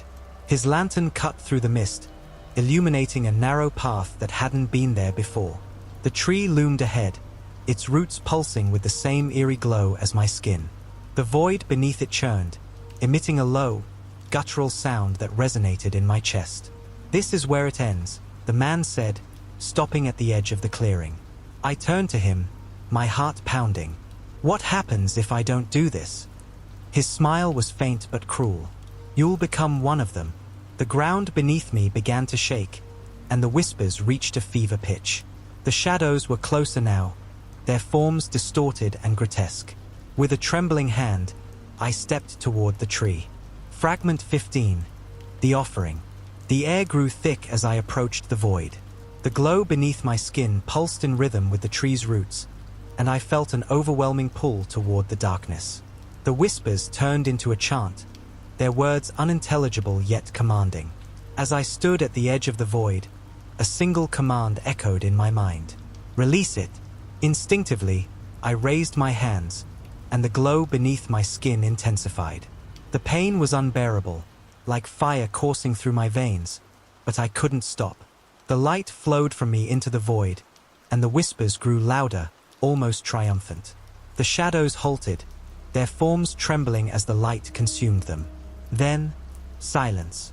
Fragment 16. The aftermath. When I woke, the tree was gone. The void, the shadows, the whispers, all of it had vanished. I was lying in the middle of the forest, the morning sun filtering through the branches above. For a moment, I thought it was over, but as I stood, I noticed something strange. The glow beneath my skin was gone, but a faint, pulsing mark had appeared on my palm, the skeletal tree. The suited man's voice echoed in my mind. Hollow Pines never truly lets go. It had been 30 years since they'd last seen him. 30 years since they were children, playing in the sun-dappled woods and along the abandoned railway tracks in their small town of Millfield. Back then, their lives were simple, until he showed up. The Hollow Man. He was never really a man, not in any sense of the word. No one knew where he came from or how he appeared in Millfield, but that didn't matter. What mattered was that the thing seemed to be drawn to them, to the kids who had discovered his presence one summer. His face was a sickening blur, a patchwork of smooth, featureless skin, like a mannequin with hollowed-out eyes.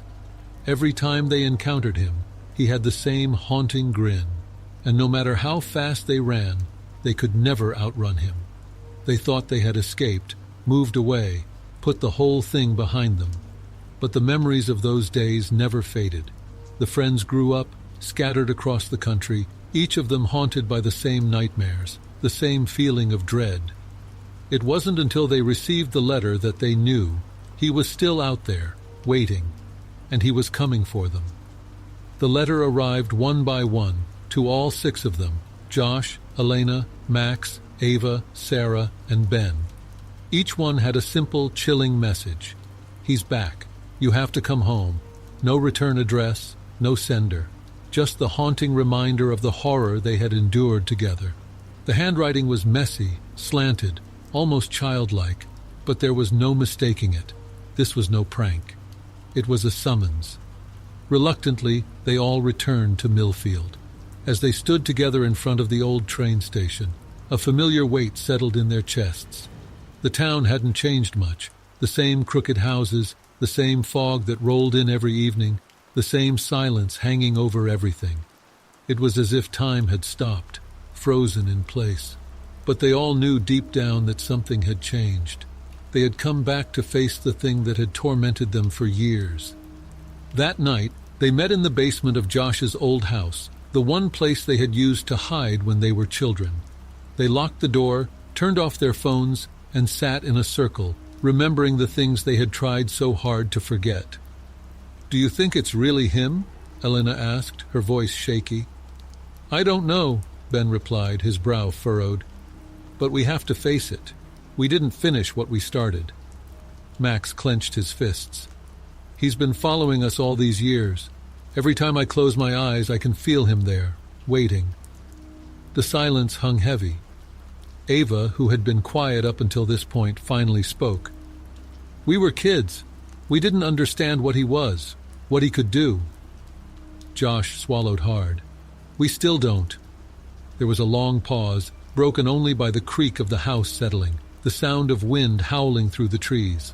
Then a sound echoed through the house, a tapping.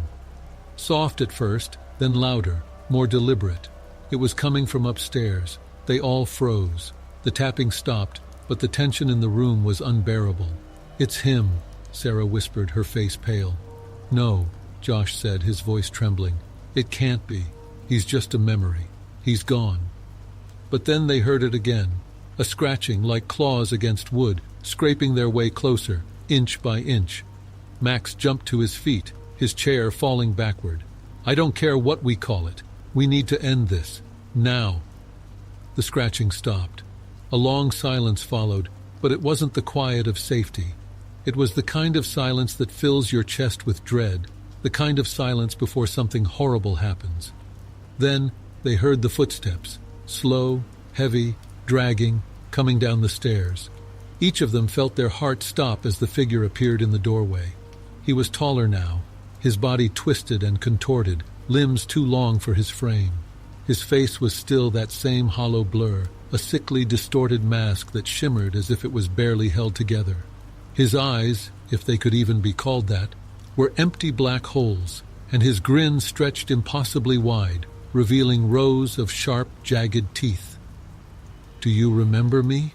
he whispered, his voice like sandpaper scraping over stone. The friends stood frozen, terror overwhelming them.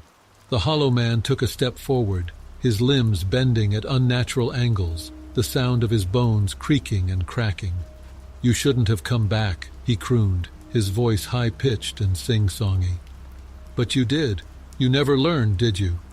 The room felt colder. The air thickened with something dark, suffocating. They were paralyzed, trapped in place by the force of his presence. Max was the first to snap out of it. "Get away from us!" he shouted, but his voice cracked. The hollow man's grin widened. "You think you can stop me? You think you can run from me?" A wave of heat exploded from the creature's body, searing through the room. It was like being caught in a furnace. The friends screamed in pain as the heat became unbearable, but none of them moved, too afraid to act. In their terror, they could only watch as he advanced, each step bringing him closer to them. And then, just as quickly as it had started, the heat vanished. The hollow man stood still, his grin never faltering. "Too late," he whispered. "You've already lost." Ava, her voice trembling, spoke. "How do we stop you?" The hollow man tilted his head, considering the question. "Stop me?" he asked, as if confused. "You can't stop what never ends." The temperature in the room dropped suddenly. Frost began to form on the walls, on the edges of the table. The floor beneath their feet cracked open, revealing an endless abyss of swirling blackness. They could feel it pulling them toward the hole in the ground, as if the very earth was trying to consume them. But then, In the midst of the chaos, Josh reached into his pocket and pulled out an old, tattered notebook, the one they had kept when they were children. They had written in it, kept it hidden, but they hadn't thought about it in years. The answers had always been inside it. He threw the book into the air, and it landed with a thud at the hollow man's feet. "You were always afraid of this," Josh said, his voice low but firm. "We weren't the ones who made the rules. You were, and we're taking them back." The hollow man looked down at the book, then back at them, his grin faltering for the first time. A low growl emanated from deep within his chest as his form began to waver. "No," he hissed. "This isn't how it ends." But it was too late. As the group stood together, hands raised, their combined willpower focused on the creature before them, the hollow man's body began to disintegrate, his form crumbling into nothing but dust. The ground beneath them shook, the house groaning as if in protest. But with one final agonizing scream, the hollow man was gone. The silence that followed was deafening. They stood there for a moment, catching their breath, the weight of what had just happened settling in. It was over, but for how long?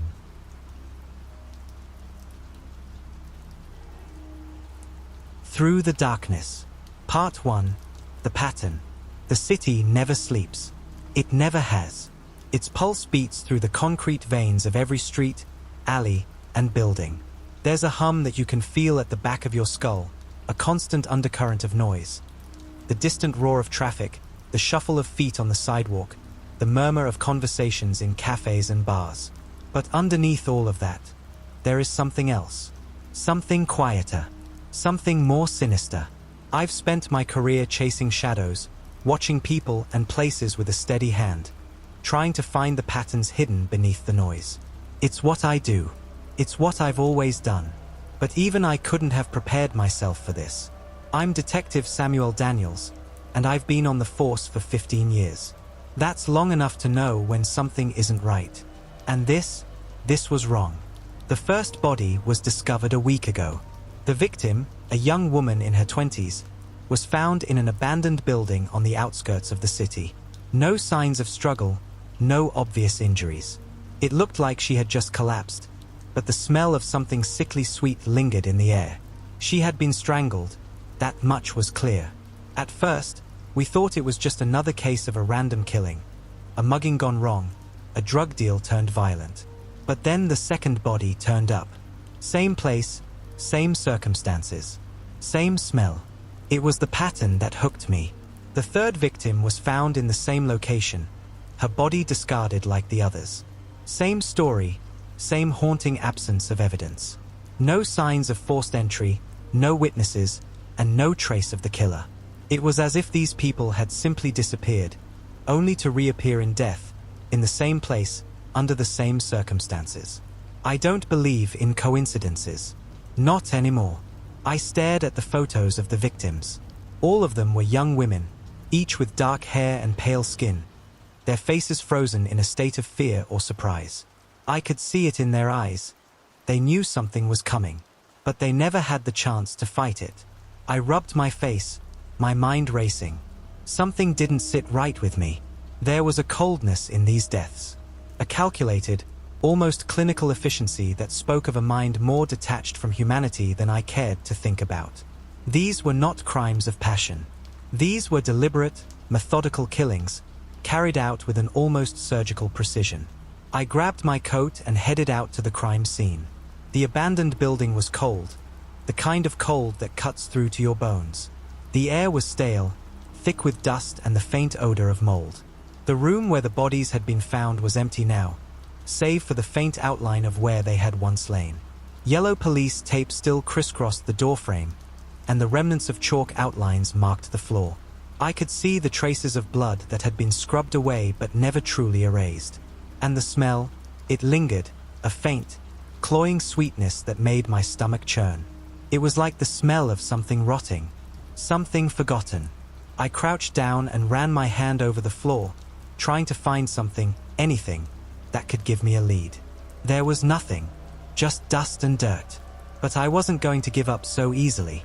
I stood up and walked deeper into the building, scanning every inch of it, hoping to find something that would tie this place to the killer. I could feel the weight of the darkness pressing in on me. "Detective," one of the officers called. "You might want to see this." I followed him down the hall, my steps slow and deliberate. When we reached the back room, I saw it. A single piece of paper, pinned to the wall with a rusty nail. The edges were frayed, and the ink had faded with time. But the message was clear. "I'm watching you." My heart skipped a beat. It was the same message that had appeared at the scene of every victim so far, scribbled hastily on scraps of paper, left behind like a taunt. It was like the killer was playing a game with us, daring us to catch him. "Any prints?" I asked, already knowing the answer. "No, sir. Nothing." I cursed under my breath. No prints, no witnesses, no DNA. Nothing that could lead us to the bastard behind this. It was as if he wanted us to find these messages but made sure there was no trace of himself left behind. "Who was the last victim?" I asked, trying to keep my mind focused. Her name was Rachel Hall, early 20s. Lived a few blocks from here. I glanced at the picture again. Rachel Hall had the same dark hair and pale skin as the others. She could have been anyone. My sister, my daughter, a friend. The realization hit me harder than I expected. These weren't just random victims. These were people. People I could have known. I rubbed my eyes and sighed. I needed to think. I needed to get a grip. That night, I went back to the office, staring at the case files spread out before me. The pattern was undeniable. 3 victims, all women, all with the same physical characteristics. But it wasn't just that. It was the way they died. The message left behind. The complete lack of evidence. The killer was playing a game, one that we were losing. I ran through the possibilities. Was there any connection between the victims? Were they connected to each other in some way? The answer was no. They had no criminal records, no history of involvement with dangerous people. They had no reason to be targeted. At least, not on the surface. But the deeper I dug, the more I began to see the cracks. The first victim, Jessica, had a sister who worked at a local bar. The second, Olivia, had a boyfriend who was rumored to have connections to the underground drug trade. And Rachel? Rachel had been known to frequent a strip club late at night, but no one knew exactly why. There were whispers, rumors, but no hard evidence. Maybe the victims had been chosen at random. Maybe they were just in the wrong place at the wrong time. Or maybe the killer was more methodical than we thought. But there was one thing that stuck with me. The message. "I'm watching you." That wasn't just a warning. It was an invitation. The killer wanted us to know he was out there. He wanted us to feel the weight of his gaze, the constant pressure of knowing he was somewhere, watching, waiting. And that made him dangerous. More dangerous than I could have imagined. Part 2. The Descent. The days passed in a blur. The case consumed me like a fire. I could feel it gnawing at the edges of my thoughts, tugging at the thread of my sanity, threatening to unravel everything I thought I knew. Each new piece of information I uncovered only deepened the mystery. I started seeing patterns in everything, subtle connections, hints, whispers in the dark. But the truth? The truth remained just out of reach, like a shadow you can't quite catch, no matter how fast you run. I spent hours in the office, going through every report, every piece of evidence. The killer wasn't just a shadow. He was someone who had been playing this game for a long time. A man who had learned how to hide in plain sight. He knew how to cover his tracks, how to leave no trace. And he was getting more brazen with each passing day. The third victim, Rachel Hall, had been found just as the others had. A similar pattern. No signs of struggle, no blood at the scene, just a body, abandoned like a discarded doll. But what set Rachel apart was the fact that she had been seen leaving the bar where her sister worked. The last person to speak to her had been a man, a regular, someone who came in nearly every night. His name was Thomas. He was quiet, unremarkable, a man who blended into the crowd. But now, he was the only lead we had. I made a decision then. I had to see Thomas. I had to get into his head, figure out if he knew more than he was letting on. I found him at his apartment building, sitting on the front steps, smoking a cigarette. He was older than I expected, with a scruffy beard and tired eyes. He looked like a man who had been worn down by life. But there was something in his posture, something in the way he held himself that told me he was hiding something. Something dark. "Thomas," I said, stepping up to him. He looked up, startled, but quickly composed himself. "What's this about?" he asked, his voice rough. "I need to ask you a few questions about Rachel Hall," I said, keeping my tone professional. "She was seen leaving the bar the night she disappeared. You were one of the last people to see her." His face hardened, and for a moment, I thought he was going to tell me to go to hell. But instead, he just flicked the cigarette away and stood up. "Come on inside," he said, gesturing toward the door. "I don't know what you're looking for, but I'll talk." Thomas's apartment was small, sparsely furnished.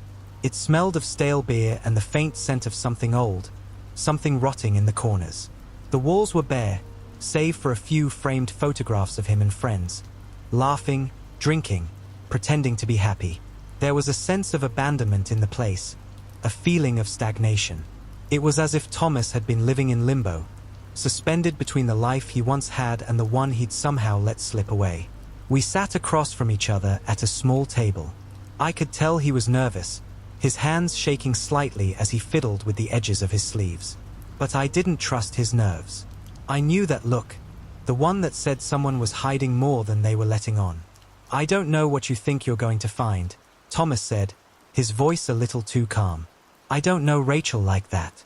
She came into the bar a few times. That's it." I studied his face, looking for any sign that he was lying. There was nothing overt, but the way he wouldn't look me in the eye, the way his fingers twitched, told me everything I needed to know. He was nervous. Too nervous. "Rachel's dead, Thomas," I said, leaning forward. "And I think you know more about it than you're letting on." His eyes flickered, a brief flash of panic before he regained control.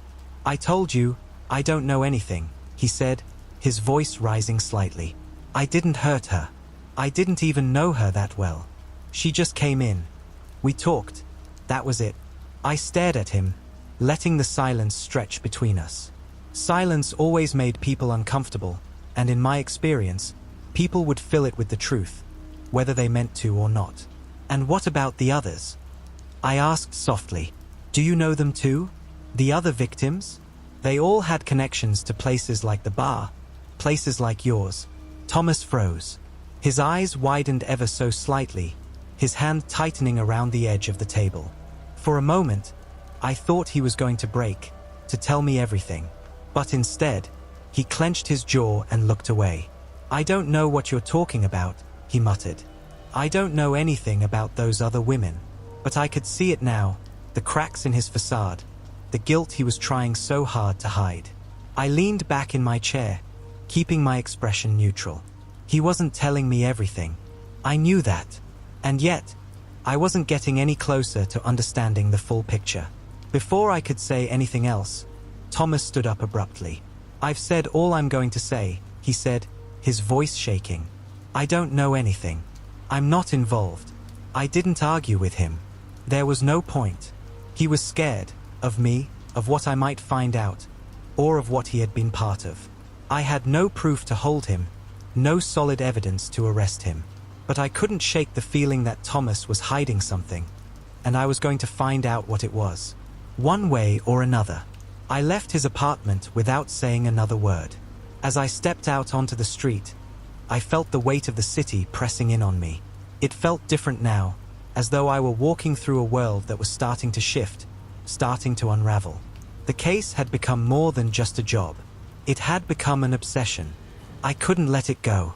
Not now. Not when I was so close to the truth. That night, I lay awake in my apartment, staring at the ceiling, replaying the conversation with Thomas in my head. Something didn't sit right with me. The pattern, the victims, the messages, they were all connected. But I was missing something. There was a piece of the puzzle that I hadn't seen yet. I reached for my phone, opened the file on the victims again, and started scrolling through the details. The more I read, the more the pieces seemed to fit together. Each victim had been connected to a place, a person, a night out, something that tied them to the bars, to the streets where Thomas lived. And then it hit me. What if Thomas wasn't the killer? What if he was just another victim? Someone else had been orchestrating this. Someone who had been watching, waiting, playing this game for a long time. Part 3. The web unravels. I couldn't shake the thought, couldn't ignore the pieces of the puzzle that were slowly, but surely, coming together. What if Thomas wasn't the killer? What if he was simply another pawn in a much larger game? I needed to look deeper. I needed to understand how everything was connected, how the victims, the bars, the locations, all of it tied back to something far more sinister than I had initially realized. I started reviewing every single detail, every small connection, every insignificant event. My desk became a mess of papers and notes, but it was the only way to think clearly, to see the patterns emerge from the chaos. I looked at the locations the victims had frequented, the clubs, the bars, the streets where they'd been seen last. And the more I dug into it, the more I realized how eerily similar each place was. They were all places of transition, bars where people came and went, streets where people walked alone, and clubs where the crowds were too big for anyone to notice the odd behavior. The first victim, Alicia Ford, had been seen leaving a bar in the city center late at night. She had been seen with a man, but there was no record of who that man was. The second victim, Emily Turner, had been at a different bar, but the details were almost identical. Both victims had interacted with someone, a man they didn't know, someone who disappeared into the crowd. I spent hours tracing the history of these bars and clubs, finding out who owned them, who worked there, and who frequented them. Then I stumbled upon a connection I hadn't anticipated. A single name kept cropping up, someone I hadn't seen in any of the initial reports. It was a man named Jack Myers. Jack Myers was listed as an occasional patron at almost every bar where a victim had been last seen. He wasn't just some random stranger who showed up. He was a fixture in these places. But there was no record of him being involved in any prior incidents, no criminal background, no obvious link to any of the victims, at least not until now. The more I looked into him, the more unsettling it became. He wasn't a frequent visitor to the bars, but his presence was enough to make an impact. And what struck me was the timing of his visits. He would always show up just before the victims disappeared. Every time, without fail.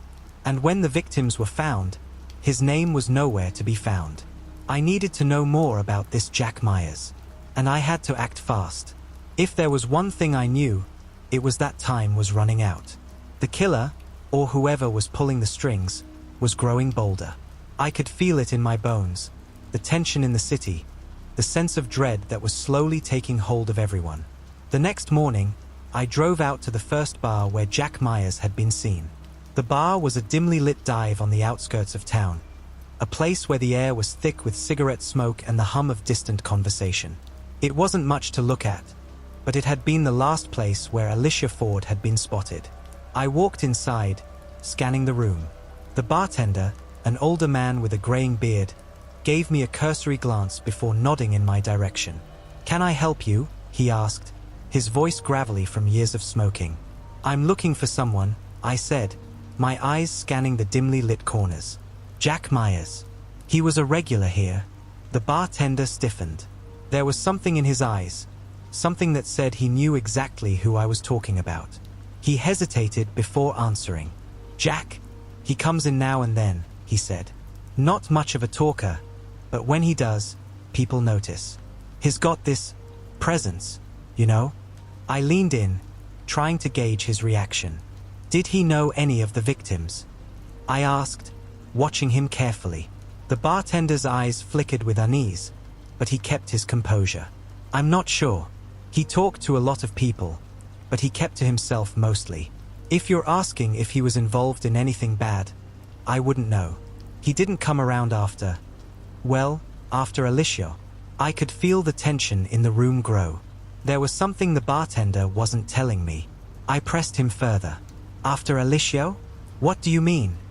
The bartender's expression shifted, and he looked around as though making sure no one else was listening. "After she disappeared." Jack didn't show up for weeks after that. And then he came back, but it was different. I don't know how to explain it, but there was something off about him. That was all I needed to hear. There was more to Jack Myers than anyone was letting on, and I was going to find out what. Later that night, I managed to track down the last known address for Jack Myers, a rundown apartment on the edge of town. It was a quiet, nondescript building, one of those places where no one really paid attention to who lived there. I stood outside for a while, watching the windows, waiting for any sign of movement. And then, just as the sky began to darken, I saw him. Jack Myers walked into the building, his gait slow but purposeful. He didn't seem to notice me, didn't seem to be in a hurry, but something about his demeanor set my nerves on edge. There was an air of finality about him, like he was about to make a move he couldn't undo. I waited a few moments before following him inside. The building's hallway was silent, the walls thick with the scent of mildew and neglect. I could hear the faint sound of Jack's footsteps echoing down the corridor. I was close now, so close that I could almost feel the answers slipping through my fingers. I reached the door to his apartment and knocked. There was no answer. I knocked again, louder this time. Still nothing.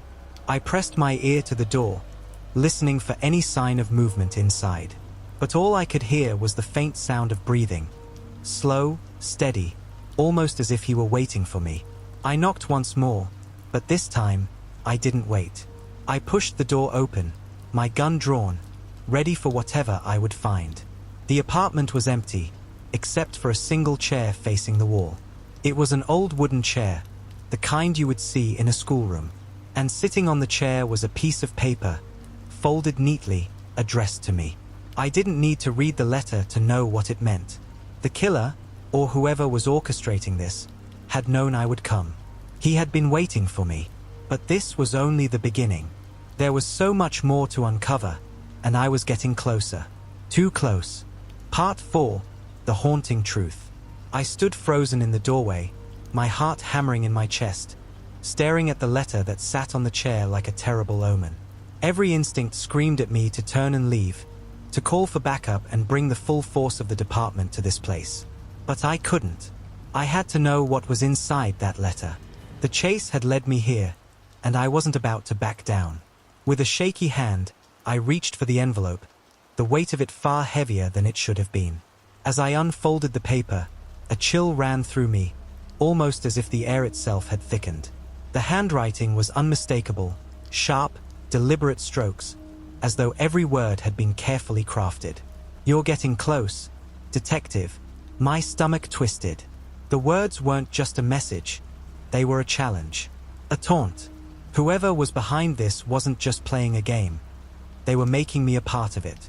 "But it's not me you should be looking for." I froze. The words seemed to reach into my chest, wrapping around my heart and squeezing. I couldn't understand. This person had been behind everything. The murders, the disappearances.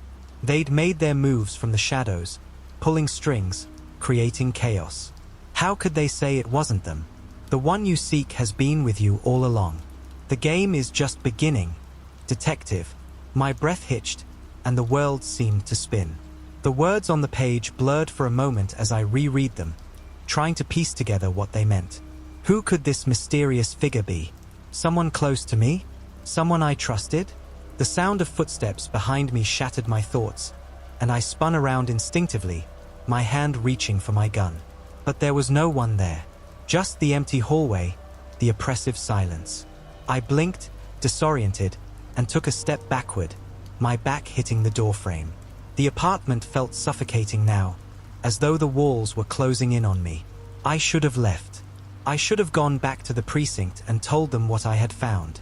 But I couldn't shake the feeling that I was on the edge of uncovering something monumental. Something that could change everything. The hallway was still quiet, but I couldn't shake the sensation that I wasn't alone. There was a presence in the apartment now, a heaviness in the air that hadn't been there before. Every creak of the old building made my skin crawl, every movement a potential threat. I backed away from the door, making my way toward the living room. My eyes darted across the dimly lit space, scanning for anything out of place. Suddenly, A sound caught my attention, faint at first, but then unmistakable. A low, guttural noise coming from the back of the apartment. It was muffled, like something, or someone, was trying to be quiet, but the effort was failing. I followed the sound, each step slow and deliberate, as I moved toward the source.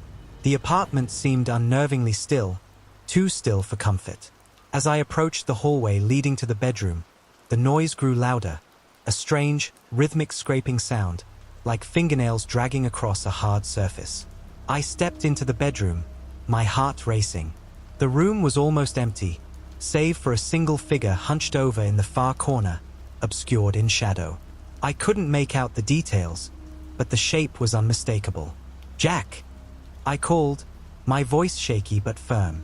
There was no response. The figure remained still, unmoving, its presence somehow more menacing in the silence. I raised my gun, my grip tightening, ready to fire at the slightest sign of movement. My eyes adjusted to the dim light, and then I saw it. The figure was scribbling something on the wall, the same deliberate, manic handwriting I had seen in the letter. I froze. This wasn't Jack. This was something else. The figure was writing something in thick, jagged letters, the words appearing on the wall like some grotesque form of communication. The figure continued to scrawl, oblivious to my presence. My hands shook as I stepped forward, my breath coming in short, ragged gasps. What the hell was going on here? I reached out slowly, trying to get closer without alerting the figure. But then, something strange happened. The figure stopped. In an instant, it turned toward me, its eyes wide and bloodshot, a twisted smile spreading across its face. "Detective," it whispered, the voice gravelly and distant. "You've been looking in the wrong places. The answers were here all along." Before I could react, it lunged at me with terrifying speed. I fired instinctively, the gunshot ringing in the confined space, but the figure wasn't there anymore. It was as though it had disappeared into the shadows, leaving only the echo of its presence behind. The room was eerily quiet again, and I stood there, breathless, my heart pounding in my chest. What the hell had just happened? I didn't know how long I stood there, trying to make sense of everything. My mind raced through 1,000 possibilities, each one more impossible than the last. But one thing was clear now, the game was far from over. And the killer, or whatever this thing was far more dangerous than I had ever imagined. I stumbled out of the apartment, barely able to keep my footing as my mind spun with confusion. The letter, the figure, the strange events, all of it pointed to something bigger than a simple case of murder. The real threat was still out there, and I wasn't going to stop until I uncovered every last secret. That night, I couldn't sleep. The events of the day, the cryptic letter, the terrifying encounter, it all haunted me. I couldn't get the image of the figure out of my head. The way it smiled, the way it spoke, and most chilling of all, the words it had said. The answers were here all along. I knew I was missing something crucial. I had to go back to the beginning, back to where it all started, and this time, I couldn't afford to miss anything. The connection between the victims, the bars, and now this thing that wasn't Jack Myers. It was all tied together in ways I couldn't fully comprehend. I took another look at the letter. The words still echoed in my mind, over and over again. But something stood out to me, something I had missed before. "The one you seek has been with you all along." Who was the one? Who had been with me all along? And then it hit me. The figure. It wasn't Jack. It wasn't even human. It was something else entirely, something that had been hiding in plain sight. My blood ran cold as the answer came to me. It was me.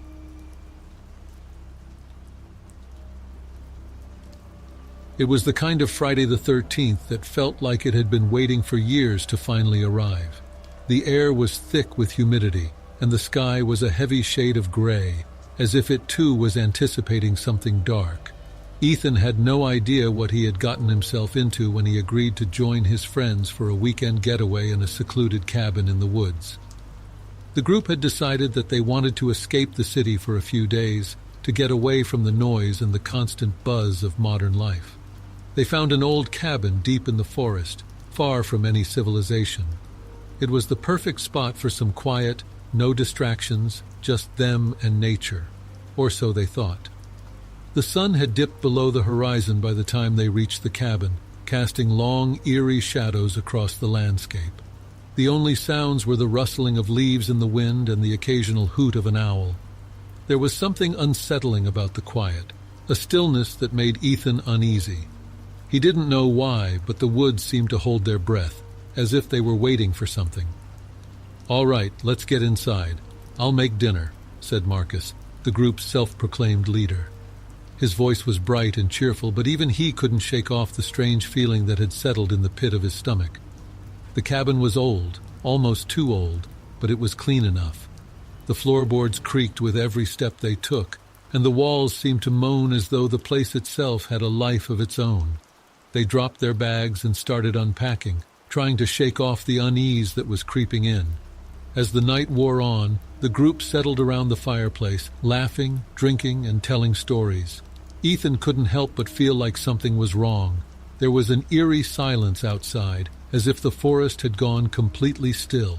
No animals, no wind, not a single rustle of leaves. It was like the woods were holding their breath, watching. "Hey, you guys ever heard of the legend of Friday the 13th? Sarah, one of the friends, asked with a grin. She had always been the one to bring up creepy stories when the mood was right. Ethan rolled his eyes, but Marcus leaned in, intrigued. "What's the story?" "Well," Sarah began, "supposedly there's a guy named Jason. He drowned in Crystal Lake when he was a kid. His mother, Pamela, went crazy and started killing people, seeking revenge for his death. And then, years later, Jason came back from the dead to finish what his mother started. They say he's still out there, lurking, waiting to kill anyone who comes near the lake." The room fell silent as Sarah finished the story. The fire crackled loudly in the otherwise quiet space, but it only made the silence feel more oppressive. "Okay, that's enough. Stop trying to freak us out," Ethan said, laughing nervously. But even as he spoke, he felt a chill creep down his spine. It was Friday the 13th after all. Just then, a loud crash echoed from outside. Everyone jumped in their seats, the momentary silence that followed amplifying the fear building up inside them. "What the hell was that?" Marcus said, standing up from the couch. "Probably just an animal," said Lucas, trying to sound casual. "Maybe a bear or something." The group stood there for a moment, listening, but all they could hear was the pounding of their own hearts. The noise had come from the direction of the woods, just beyond the cabin. The night was thick, and the shadows seemed to stretch endlessly in all directions. "I'm going out there to check," Marcus said, grabbing a flashlight from the table. "No, you're not. It's probably nothing," Sarah said quickly, her voice trembling. But Marcus was already moving toward the door. "It could be important. We can't just ignore it." Ethan followed reluctantly, his feet heavy as he stepped outside. The woods were impossibly dark, the flashlight barely cutting through the thick blackness that surrounded them. The silence was unnerving, each crackling twig underfoot making Ethan flinch. They walked deeper into the woods, their footsteps muffled by the thick carpet of leaves and the dense fog that had begun to roll in. The air was thick with the smell of wet earth and something else, a faint metallic scent that he couldn't place. The flashlight flickered. "Damn thing's broken," Marcus muttered, shaking it to no avail. "Great, just great," Ethan grumbled, his nerves now on edge. He could feel it now. Someone was watching them. The hairs on the back of his neck stood up, and his breath quickened. He glanced around, expecting to see something moving in the shadows, but there was nothing, just the suffocating darkness. Suddenly Marcus froze, his eyes wide with fear. Ethan looked up, following his gaze. There in the distance was a figure, tall, dressed in dark, tattered clothes. The figure was motionless, standing in the fog as though it had been waiting for them to notice. "Who is that?" Ethan asked, his voice barely above a whisper. "I don't know," Marcus replied, taking a hesitant step back. The figure didn't move, just stood there in the distance, its head tilted slightly as though it were studying them. Without warning, it vanished. Ethan blinked. The figure was gone, as though it had never been there at all. "What the hell?" Marcus whispered, his voice shaky. "Did you see that?" Ethan nodded, his mind racing. Yeah, I saw it. But where did it go? They turned around, heading back toward the cabin, but as they walked, the darkness seemed to press closer, as though the woods themselves were closing in on them. The air grew heavier, colder, and the once familiar sounds of the forest were now replaced by something darker. Footsteps behind them, the sound of heavy breathing, and the unmistakable crunch of leaves. When they reached the cabin, it was eerily silent. The door was wide open, a cold draft spilling from the inside. "Guys?" Marcus called, stepping inside. "We've got to leave." Ethan followed him in, his pulse racing. The cabin was empty, but something was off. The chairs were overturned, the fire had gone out, and the walls were scratched, as if something had clawed at them. The air inside was thick with a suffocating dread that seemed to wrap around them like a vice. There was a noise from upstairs, a dragging sound, slow and methodical. "Shit, what is that?" Ethan muttered under his breath. Marcus didn't answer. He was already halfway up the stairs, his flashlight cutting through the darkness. Ethan followed closely behind, the air growing colder with each step. They reached the top of the stairs, and Marcus pushed open a door to a small bedroom. It was empty, save for the flickering light that seemed to come from nowhere. And then they saw it, the figure, standing in the corner of the room, unmoving. It wasn't wearing tattered clothes anymore. It was wearing a mask, a grotesque, deformed mask with hollow eyes and a wicked smile. It was Jason, and it was holding an axe. The depths below. The dark tunnels stretched endlessly beneath the bustling streets of Paris, an uncharted labyrinth of forgotten bones and whispered secrets. To most people, the catacombs were a thing of legend, an eerie place for tourists to take brief glimpses, but never to stay too long. Few ever ventured deep into the maze of tunnels, and fewer still returned with anything resembling a coherent story. But for some, the darkness below was irresistible. Chapter 1. The Descent.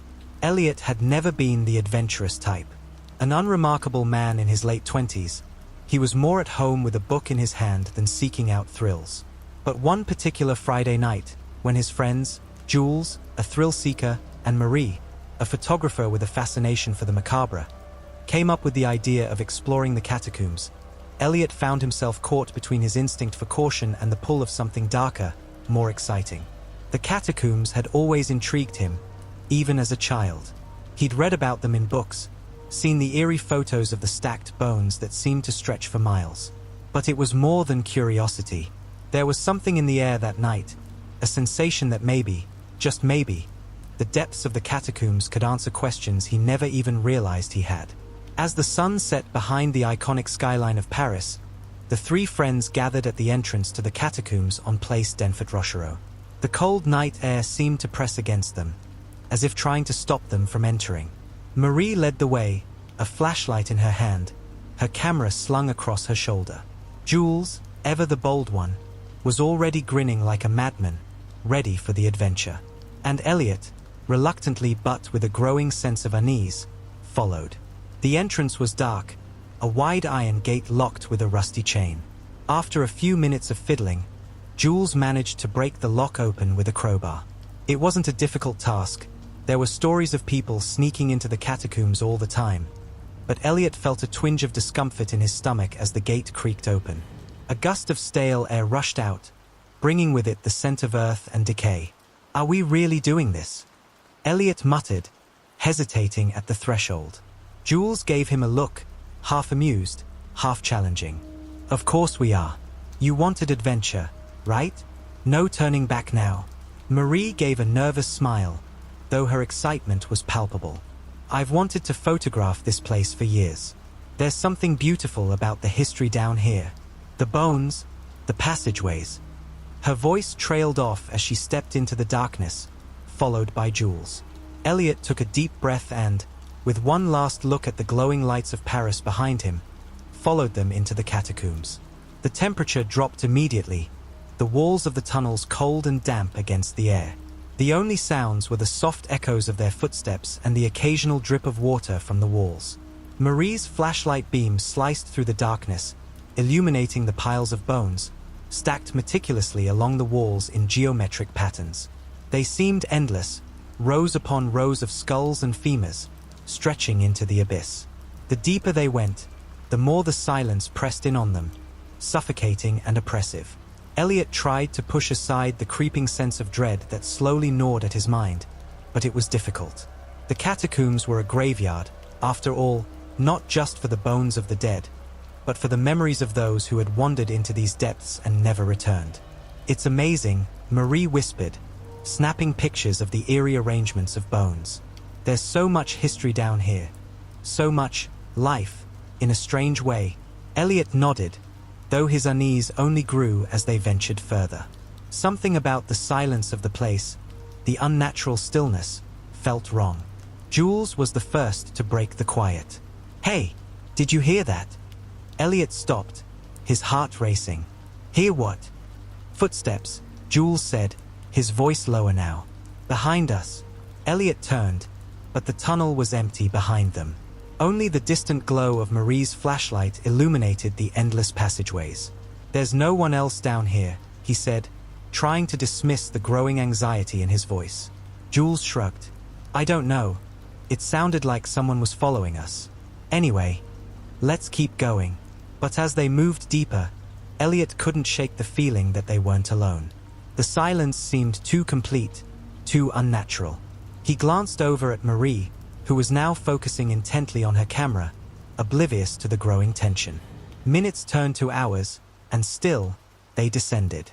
The catacombs seemed to go on forever, a never-ending maze of bones, tunnels, and forgotten rooms.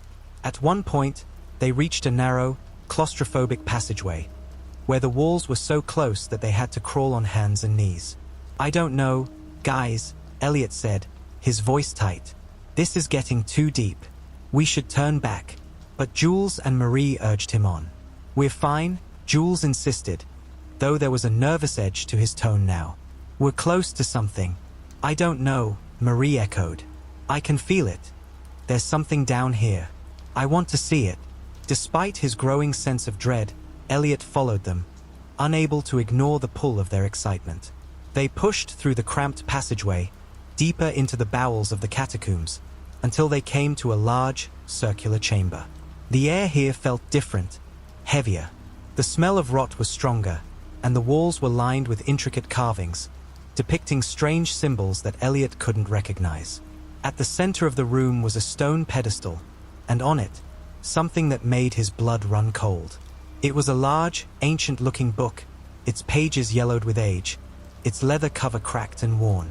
It looked out of place, almost like it had been left there for someone to find. "What is that?" Marie whispered, stepping forward to examine the book. Before anyone could answer, a low, guttural sound echoed through the chamber, like something large shifting in the shadows. Elliot froze, his heart hammering in his chest. The air grew colder, the darkness pressing in around them. The sound grew louder, closer. Someone, was in the room with them. Jules turned to face the darkness, his flashlight shaking in his hand. "What the hell is that?" he muttered, his voice barely audible. And then, from the blackness, something stepped into the light. It was a figure, humanoid but wrong, its body twisted and contorted, moving with an unnatural, jerky motion. The face was a mass of shifting shadows, as if it couldn't decide on a form. Eyes flickered in and out of existence, and its mouth opened wide, revealing rows of sharp, glistening teeth. Marie gasped, stepping back, but her legs gave way, and she collapsed onto the stone floor. Jules reached for his phone, but as he fumbled with the device, the creature lunged forward, its mouth snapping open wide. Before Elliot could react, it was on them. Chapter 2. The descent continues. The creature's movements were inhuman, a blur of jerky, erratic motions. Its form flickered like a dying light bulb, parts of its body seeming to shift in and out of focus. The air grew thick with a heavy, suffocating pressure that seemed to crush Elliot's chest. Time slowed down, each second stretching longer than the last. Elliot's breath came in ragged gasps as he tried to back away, but his feet felt glued to the cold stone floor. He reached for Marie, but she was too far, her eyes wide with terror as she scrambled backward. Jules, to his credit, tried to take action. He lunged forward, flashlight held high, and swung it toward the creature. But the light flickered out, leaving only darkness. "Run!" Jules shouted, his voice hoarse with fear. But there was no room to run. The chamber, with its oppressive walls and the stone pedestal at its center, felt like a trap. Elliot's pulse pounded in his ears, his limbs frozen with fear. He tried to scream, but his voice caught in his throat. The creature, or whatever it was, turned toward Jules. Its face, the shifting, amorphous face, stretched wide, as if to smile, its teeth gleaming in the flickering light. It was no longer just a figure. It was a presence, an overwhelming weight that seemed to fill the space around them. Elliot finally managed to move, a cold, numbing instinct forcing him to act. His body screamed for him to run, but his legs felt heavy, as though wading through deep water. He grabbed Marie by the arm and pulled her toward the nearest exit, the narrow passageway they had come through. But the path seemed even longer now, the walls closing in on them. The creature's footsteps echoed behind them, unnatural and slow, like it was savoring every moment of their panic. Marie stumbled, falling to the floor with a cry. Elliot turned back for her, but when he reached down to help her up, a chilling sensation filled the air. His fingers brushed against something, cold and wet, like skin. But it wasn't her. He looked up. The creature was there, standing in the passageway, its shifting form filling the entire space. Its face was now fully visible, if only for a moment, an indistinct blur, as if it had no true shape, no true identity. But its eyes, those eyes burned with a terrible, consuming hunger. And then, as quickly as it had appeared, the creature lunged. Chapter 3: Into the Abyss. Elliot and Marie barely had time to react. With a cry, Elliot shoved Marie toward the opening of the passageway, narrowly avoiding the creature's grasp. It moved with inhuman speed, faster than any human could comprehend. The walls of the catacombs seemed to pulse, as though alive, closing in around them. The very air seemed to grow heavier with each passing second. Jules was already running, his voice echoing through the tunnel ahead. "Hurry! It's right behind us!" Elliot and Marie followed, the sound of their footsteps reverberating against the stone walls. The tunnel stretched on endlessly, twisting and turning, offering no escape. There was no way out. Elliot's breath came in ragged gasps as he pushed himself harder, willing his legs to move faster, but it was no use. The creature's presence was everywhere, like a shadow at the edge of his vision. He could feel it, closing in, stalking them through the maze of tunnels. Marie stumbled, gasping for air. It's getting closer." Elliot reached out, grabbing her arm to pull her along. But just as he did, a bone-chilling scream echoed from somewhere deep within the catacombs. It wasn't Jules. It was something else, something more terrible. The sound was distorted, as if the very walls were screaming, reverberating with an unnatural frequency. "We can't outrun it," Elliot muttered, fear creeping into his voice. "We have to find another way out." Marie's eyes were wide with terror, but she nodded. "There's a side passage up ahead," she said breathlessly, pointing to the left. "I think it leads to an old exit." Elliot didn't hesitate. With every ounce of strength he had left, he pulled Marie toward the side passage, hoping against all reason that they would find salvation there. They dashed down the narrow corridor, the walls closing in as the sound of the creature's footsteps grew louder, closer. But the passage was not as it seemed. Chapter 4: The True Horror. The tunnel, which had once seemed like their only hope, soon became a labyrinth of twisting, distorted corridors. The walls seemed to shift, the floor uneven beneath their feet. The air grew colder, and the darkness seemed to deepen with every step they took. "I don't understand," Marie said, her voice trembling. "This isn't right. This isn't the way out." Elliot's heart sank. He had been so sure that this was the way, the path that would lead them to safety. But now, it felt like they were being led deeper into the heart of the catacombs, farther from the world above. The creature's presence lingered, just out of sight but always there, like an animal stalking its prey. Then, as they rounded another corner, they saw it. A figure stood in the center of the passageway, blocking their way. It was tall, thin, and humanoid, draped in tattered rags that hung from its body like a shroud. Its face was hidden, but its presence was undeniable. The air around it seemed to hum, a low, vibrating sound that filled the entire tunnel. Who are you?" Elliot asked, his voice hoarse. The figure did not respond. Instead, it stepped forward, its movements slow and deliberate. As it did, the ground beneath them began to tremble, as if the very catacombs were alive. Marie gasped, backing away, but Elliot stood frozen in place, staring at the figure. The darkness around them seemed to deepen, the walls shifting as if they were alive. There was something terrifyingly wrong about the figure, something ancient and evil. And then, without warning, the figure raised its arm, pointing directly at them. In that instant, the ground beneath them gave way. Chapter 5: The Final Descent. Elliot and Marie fell, the world spinning as they plummeted into darkness.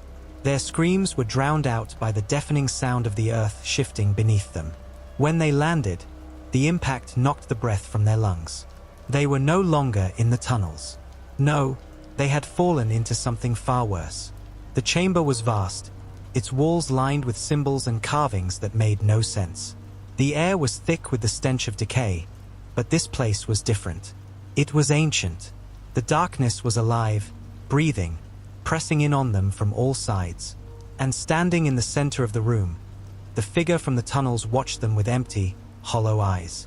Elliot's heart pounded in his chest. He tried to stand, but his body refused to cooperate. The creature was there, just beyond the reach of his flashlight beam. Its form flickered, always shifting, never stable. "It's over," Elliot whispered, his voice breaking. "We're trapped." Marie, too, seemed to realize the horror of their situation. "We were never meant to escape," she said, her voice distant, hollow. As the figure approached, the room began to darken even further, the shadows seeming to warp and twist around them. The air grew thick with a sense of finality. There was nowhere to run, no escape. And then, with one final motion, the darkness consumed them. Chapter 6: The Endless Night. Elliot's body felt weightless as the darkness pressed against him, suffocating every thought, every breath. The sense of finality, the certainty that this was the end, sank deep into his bones. There was no more air, no more light, no more escape. Only the oppressive weight of something ancient and unfathomable closing in. He tried to move, tried to scream, but his body was paralyzed, trapped in the void. Time seemed to stretch into infinity, like he was caught in the embrace of a nightmare from which there was no waking. His mind screamed in desperation, but there was no answer, only silence. And then, just as suddenly as it had all begun, the suffocating pressure released. Elliot gasped, sucking in the cool, stale air, his eyes snapping open. The world around him was still pitch black, but there was a strange, unnatural stillness to it. He wasn't sure if he was awake, but the feeling in his chest told him that he was. Something had changed. Something was wrong. He slowly pushed himself to his knees, the sharp stone of the ground biting into his skin. His hands trembled as he wiped away the sweat on his brow, only to find that it wasn't sweat at all. The skin of his face felt different, unnaturally slick and cold. When he tried to call out, his voice cracked, a hollow, unnatural sound that echoed strangely in the silence. He reached for Marie, but when his fingers brushed her arm, she didn't respond. Her body was unnaturally stiff, as though she were frozen in place. "Marie! Marie, wake up!" Elliot whispered frantically, shaking her, but there was no response. His panic grew. What was happening? Why were they here, trapped in this place? Suddenly, he felt something stir in the shadows, movement, but not from Marie. The air grew thick once again, and Elliot's breath caught in his throat as a figure emerged from the darkness. It was the same figure they had seen before, the one that had led them into the depths of the catacombs, the one that had trapped them here. It moved toward him with deliberate slowness, its steps echoing in the unnatural silence. Each step sounded like it came from the very bowels of the earth, heavy and ominous. The figure's shape was still shrouded, but Elliot could feel its gaze upon him, pressing into his very soul. "Why are you doing this?" Elliot asked, his voice weak. The figure didn't answer. Instead, it reached out a hand, an impossibly long, skeletal hand, and placed it on his forehead. The touch was cold, colder than anything Elliot had ever felt before. He recoiled, but the figure's grip tightened, holding him in place. Elliot's vision blurred as a strange sensation filled his mind. The walls of the catacombs around him seemed to warp and shift, like a living, breathing thing. The sounds of distant whispers filled his ears, voices, hundreds of them, speaking in an alien language that he couldn't comprehend. And then, with a final jolt, something cracked within him. The world around him exploded into brilliant, blinding light. Chapter 7: The Truth Revealed. Elliot stumbled back, his heart racing, his mind reeling. He was no longer in the catacombs. No, he was somewhere else, somewhere vast and alien, a place that felt both familiar and utterly foreign. The light that surrounded him wasn't natural, but it was warm, filling him with an unnatural sense of calm. He looked around, trying to make sense of his surroundings, but everything was shifting. The space around him was constantly changing, stretching, twisting, as if the very fabric of reality was warping. He couldn't focus on anything for long. Everything slipped away the moment he tried to understand it. And then, in the center of this distorted reality, stood Marie. She was standing motionless, her body rigid, her eyes wide open but unseeing. The same unsettling stillness that had gripped her before now took hold of her completely. She didn't move, didn't react to his presence, as if she were completely disconnected from the world. "Marie," Elliot called softly, his voice hoarse, but she didn't respond. She didn't even blink. Then, the creature, no, the figure, appeared before him again, its shadow stretching across the warped landscape. It was taller now, looming over Elliot, its form growing more defined. The creature's face, if it could even be called that, was clearer now. It was the face of 1,000 shifting faces, none of them permanent. Its eyes gleamed with an otherworldly hunger, and its mouth, stretching impossibly wide, was filled with countless rows of jagged teeth. "You've entered my domain," the figure said, its voice both distant and intimate, reverberating through the strange space. Elliot felt a chill run through him, his legs shaking beneath him as the full weight of the creature's presence pressed down on him. "What do you want from us?" Elliot managed to whisper, his voice cracking with terror. The figure tilted its head slightly, as though considering his question. Then it spoke again, its words heavy with meaning, each syllable sending a ripple through the very fabric of this strange world. "You were always meant to find this place. All of you," it said, its voice growing darker, deeper. "You are part of a greater cycle. You are not the first to come, and you will not be the last." Elliot's mind spun. The words made no sense, but they felt true in a way that terrified him. "What, cycle? What do you mean?" The figure took a step closer, and with each movement, the air around them seemed to thicken. "You are intruders, but you were never meant to leave. Your curiosity, your need to explore, it's all part of the pattern." Elliot's heart hammered in his chest. "Pattern? But we just wanted to find something. We didn't mean any harm." The creature's eyes glowed with a terrible, ancient wisdom. "Your desire to understand, to uncover the unknown, is what binds you to this place. And now, you will be part of the darkness, just as those before you." "No," Elliot whispered, his breath catching in his throat. "Please." The figure smiled, but it wasn't a smile that brought comfort. It was cold, empty, and filled with malice. "There is no escape, Elliot. There never was." And then, just as quickly as it had all begun, the world around him began to crumble. The distorted landscape shattered like glass, falling into an abyss that seemed to stretch endlessly. The figure, still smiling, began to fade, its form dissipating into the nothingness. Marie, still frozen, was swallowed by the darkness, and Elliot felt himself being pulled along with her. In that moment, As the darkness consumed him, the truth of the catacombs, the truth of this place, became clear. They were never meant to leave, and they never would. The house had always been too quiet at night. Anna had grown used to the silence, to the way the old floorboards groaned under the weight of her every step. It was a house that had stood for generations, each room holding secrets of its own, all buried beneath layers of time and dust. But tonight, the stillness felt oppressive, like the air itself was waiting for something to happen. She had spent the evening in her room, reading a book, the glow of her desk lamp casting a warm pool of light. It wasn't until the clock struck midnight that she started hearing it, the softest of rustlings. At first, she thought it was just the wind outside, brushing against the window. But as the minutes ticked by, the sound grew more distinct. A whisper of fabric, a scrape of wood. Anna paused, her hand freezing mid-turn of the page. She glanced at the wardrobe in the corner of her room. It stood there, tall and imposing, a piece of furniture she had barely given a second thought to. But now, it seemed different. There was something about it, something in the way it loomed in the corner, as if it were waiting. The sound came again, louder this time, a faint scraping, like nails against the wood. She shuddered, her skin prickling.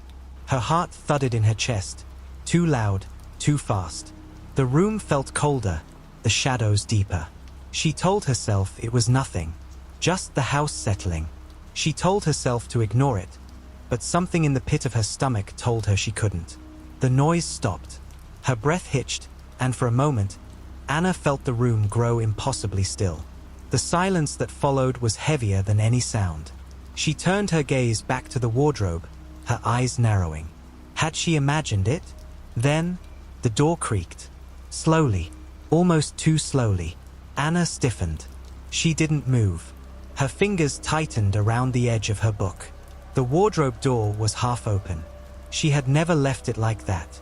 She always kept it shut. She always had.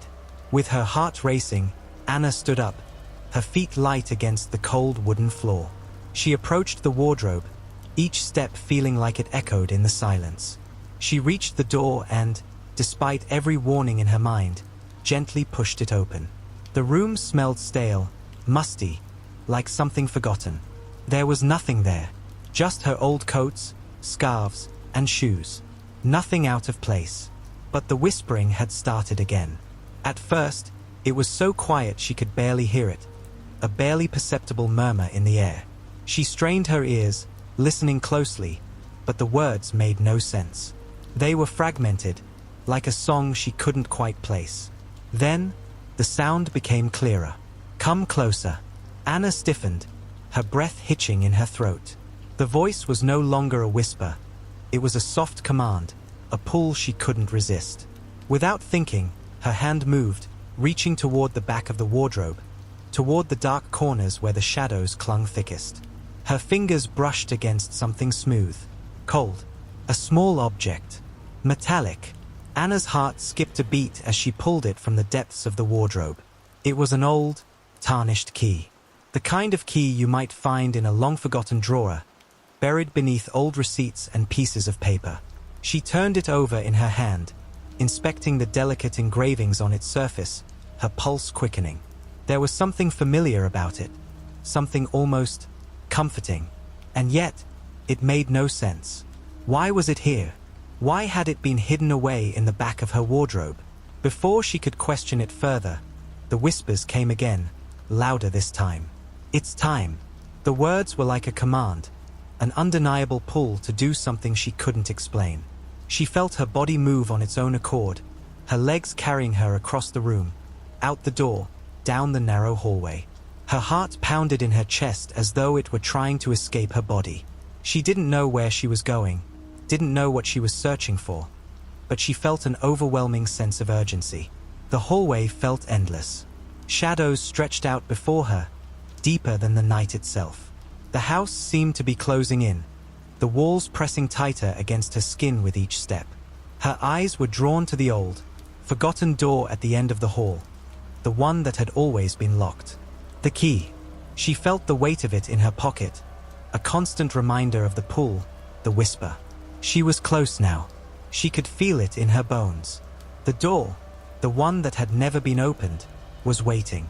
Her fingers trembled as she took the key from her pocket and inserted it into the door's lock. The mechanism clicked, and the door creaked open, revealing a dark room beyond. Anna hesitated. Her body screamed at her to stop, to turn back. But the whispers had returned, louder than ever. "Come in." With a deep breath, Anna stepped into the room. The air was stale, heavy with the scent of decay. The walls were lined with shelves, filled with old books and dusty relics. And in the center of the room, resting on a pedestal, was a large, ornate mirror. Its surface was cloudy, obscured by age and neglect, but as she stepped closer, Anna felt her breath catch. Something moved in the reflection. She blinked, confused. There was nothing there. The room behind her was empty. But when she looked again, her reflection wasn't the same. Her face, her expression, was twisted, distorted. Her eyes were wide with terror, her mouth open in a scream that she hadn't made. A cold chill crawled up her spine. She took a step back, but her reflection didn't move. It grinned. Anna spun around, her pulse pounding in her throat. She was alone. There was nothing behind her. But when she turned back to the mirror, it was there. The reflection. It was smiling now, a smile that stretched too wide, too unnaturally. The figure in the mirror raised a hand, and with it, Anna's own reflection did the same. "It's time." The whisper came again, louder this time, filling the room, drowning her in its urgency. And as Anna stared at her reflection, she realized the truth. It was never her. It was never her face staring back at her. It was something else, something that had been watching her, waiting for her to open the door. The smile grew wider. The reflection reached out, its fingers stretching toward her. And Anna, she didn't move. Her body felt like it was frozen in place, as if the mirror had trapped her, pulling her into its depths. And as the figure in the mirror stepped closer, she knew, with a horrifying certainty, that there would be no escape. The figure in the mirror moved toward her with an unnatural, jerking motion, its limbs stiff, like an old puppet brought to life. Anna felt her breath catch in her throat, the air suddenly thick and heavy around her, pressing down on her chest, making it harder to breathe. Her reflection, if it could still be called that, began to emerge from the mirror, its twisted, contorted features growing more distinct. The smile that had once been unnerving now stretched impossibly wide, splitting its face into grotesque halves, like something trying to break free. Her legs trembled, but Anna couldn't tear her gaze away. Her feet felt rooted to the floor, her body frozen in place, as if the mirror had trapped her in an invisible cage. She wanted to scream, to run, but the voice in her head was too quiet, drowned out by the increasing pressure in the room, the oppressive atmosphere closing in on her. The figure reached out, its fingers thin and long, with nails that were sharp and yellowed, like the claws of some ancient creature. It touched the surface of the mirror, and as it did, a horrifying sound filled the air, a deep, low scratching, like the screech of metal against stone. The mirror began to warp, the edges rippling as though the glass itself were alive, reacting to the touch. And then, with a sound that made Anna's skin crawl, the mirror shattered. Shards of glass flew in all directions, sharp and jagged, catching the dim light of the room. Time seemed to slow as Anna saw the reflection's hand move from the splintering mirror and reach toward her. But it wasn't just a hand anymore. It was a long, twisted arm, stretched impossibly far, reaching beyond the confines of the glass. Anna stumbled backward, the shards of glass cutting into her skin as she scrambled away from the mirror, her heart pounding in her ears. But no matter how far she backed up, the figure kept coming, its long, distorted body pulling itself from the broken mirror as though it were being born from the very cracks. The room seemed to warp and twist, the walls closing in, the ceiling lowering. The air thickened, the room feeling colder, darker, as the figure grew larger, more solid. It was no longer just a reflection. It was real. And it was coming for her. With every step she took, Anna felt herself drawn back to the center of the room. Her feet dragged against the floor, as if invisible hands were pulling her, forcing her toward the figure. It grinned at her, its mouth stretching wider, showing rows of sharp, glistening teeth, each one too large for its mouth. And then, it spoke. It's time. The voice was low, guttural, like it came from the very depths of the earth. It echoed in her skull, vibrating her teeth, sending tremors through her limbs. She didn't want to hear it, but the words slipped into her consciousness, wrapping themselves around her mind, twisting it, making her feel as though she was losing herself. "Come closer," it whispered. Anna's body obeyed before her mind could stop it. She felt herself step forward, toward the thing, toward the twisted reflection that now seemed to tower over her, its eyes glowing with a sickly yellow light. Every part of her screamed to run, to break free, but she was trapped. Trapped in the web of her own actions, drawn toward it like a moth to a flame. The creature's grin widened, and Anna felt a sharp, painful tug at her chest as it took a step closer. It was no longer a reflection, no longer a figment of her imagination. It was flesh. It was real. And it was hungry. "You opened the door," it said, its voice dripping with malice. "And now, you belong to me." The words pierced her mind like a dagger, and in that moment, Anna understood. The wardrobe, the key, the whispers, it had all been leading to this. She had opened the door, let the thing inside, and now there was no turning back. As it reached for her, Anna screamed. But her scream didn't come out of her mouth. Instead, it escaped from her reflection's throat. Her own face twisted in agony as it mimicked her every movement. And then, the reflection reached into her chest, its fingers curling around her heart, squeezing it with a grip that felt like ice, like it was ripping her soul from her body. She gasped for air, but it was too late. With one final, crushing squeeze, her body went limp. Her eyes stared into the thing's grinning face, but she was no longer there. She had been consumed, swallowed whole by the reflection that had once been her own. The thing let out a laugh, deep and menacing, as it stared down at the empty shell of Anna, her body now an empty vessel. The grin never left its face as it stepped back, its figure melting into the shadows of the room, becoming one with the darkness. The door to the room slammed shut with a deafening bang, trapping Anna's body inside, and the room fell silent once more. And as the house settled back into its unnatural stillness, the wardrobe stood in the corner, its door slightly ajar, waiting. When Sarah moved into the old house on Blackwood Lane, she had no idea how much it would change her. The house had been vacant for over a decade. The neighbors claimed it had been abandoned due to strange occurrences, but Sarah, fresh from a breakup and desperate for a new start, saw only an opportunity. The price was unbelievably low for the size, and she was ready to escape from her old life. The house was large, with high ceilings and narrow hallways, and despite the years of disrepair, it had a strange charm about it. Sarah began unpacking her boxes on the first day, the silence of the house almost deafening in its emptiness. There was no laughter, no voices, no familiar noises of life. It felt wrong, but she brushed it off. She had never been one to believe in superstitions or rumors. Her first night was quiet, too quiet. There were no creaks of the floorboards or the usual sounds of an old house settling into the night. Just stillness. As Sarah tried to sleep, she found herself lying awake, staring at the ceiling, the quiet pressing down on her like a physical weight. Eventually, she drifted off, but it wasn't a restful sleep. Her dreams were disturbed by flashes of images, shadows moving through her room, whispers in the darkness. The next morning, Sarah shook off the unease and went about her day, but as the sun began to set, the house seemed to change. The air grew colder, the shadows deeper.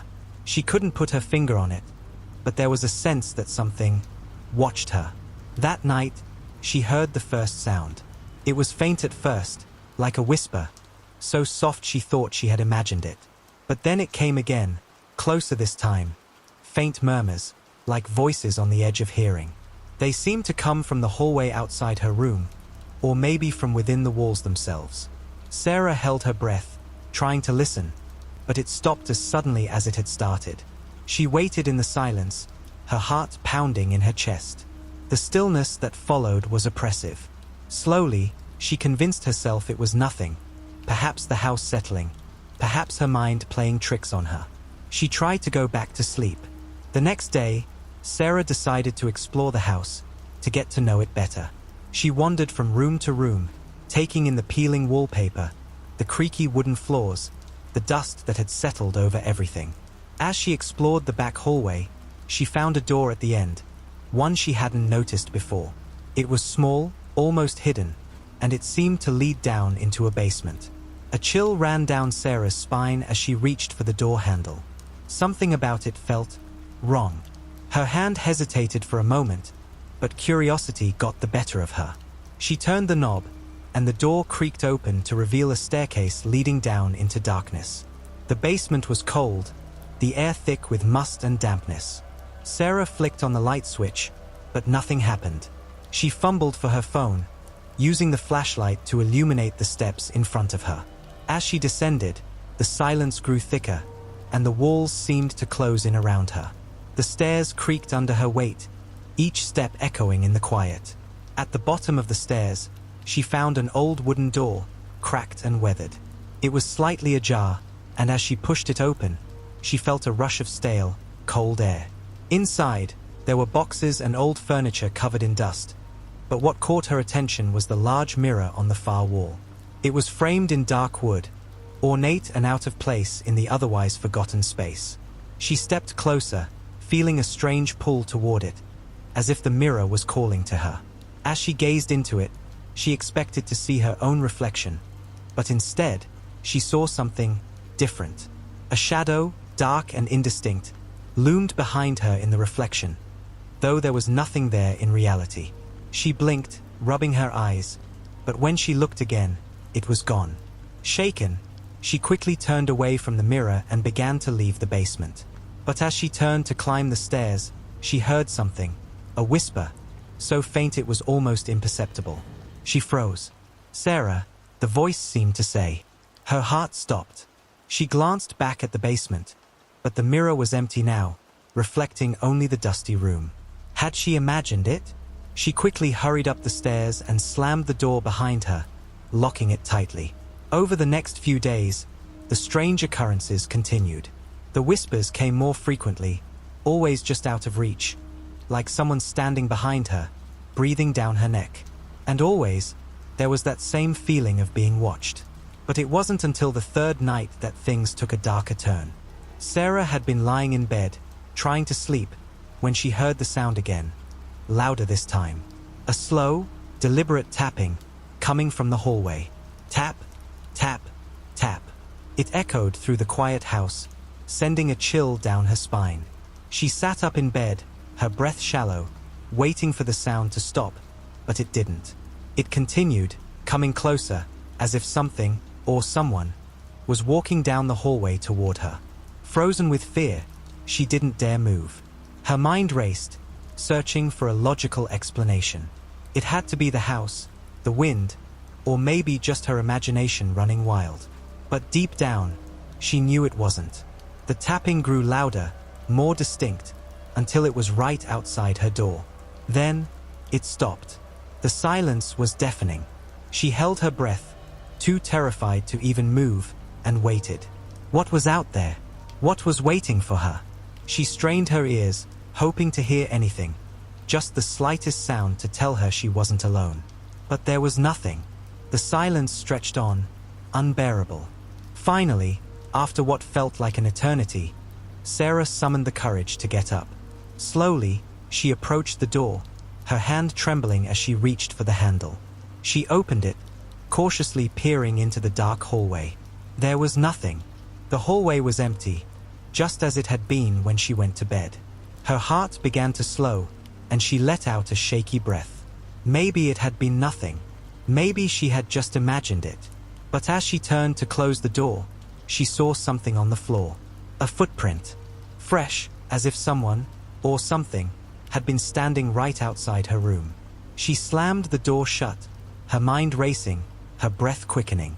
This wasn't just imagination. Something was in the house with her. Something she couldn't see but could feel. Something that wanted her. The next few days were a blur of fear and sleepless nights. Sarah tried to convince herself she was just being paranoid. The house was old. Of course, it creaked. Of course, there were strange noises. But deep down, she knew something was wrong. The whispers continued, growing louder each day. And the figure in the mirror, the one she had seen in the basement, began to appear again. This time not just in the basement, but in every reflection she passed. Always watching. One night, Sarah couldn't take it anymore. She had to leave. She had to get out of the house. But as she packed her things, something stopped her. The mirror. She found herself drawn to it, just as she had in the basement. But this time, the reflection wasn't just a shadow. It was a face. A pale, gaunt face, with hollow eyes that stared right at her. The lips stretched into a twisted grin, and Sarah felt a chill run down her spine. And then, the face in the mirror spoke. "Leave now, or stay forever."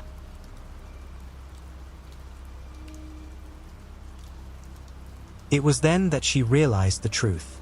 The house, the mirror, the whispers, they weren't just random occurrences. They were part of something darker, something that had been waiting for her. But when she turned to run, the door to the room slammed shut, trapping her inside. The house wasn't letting her go.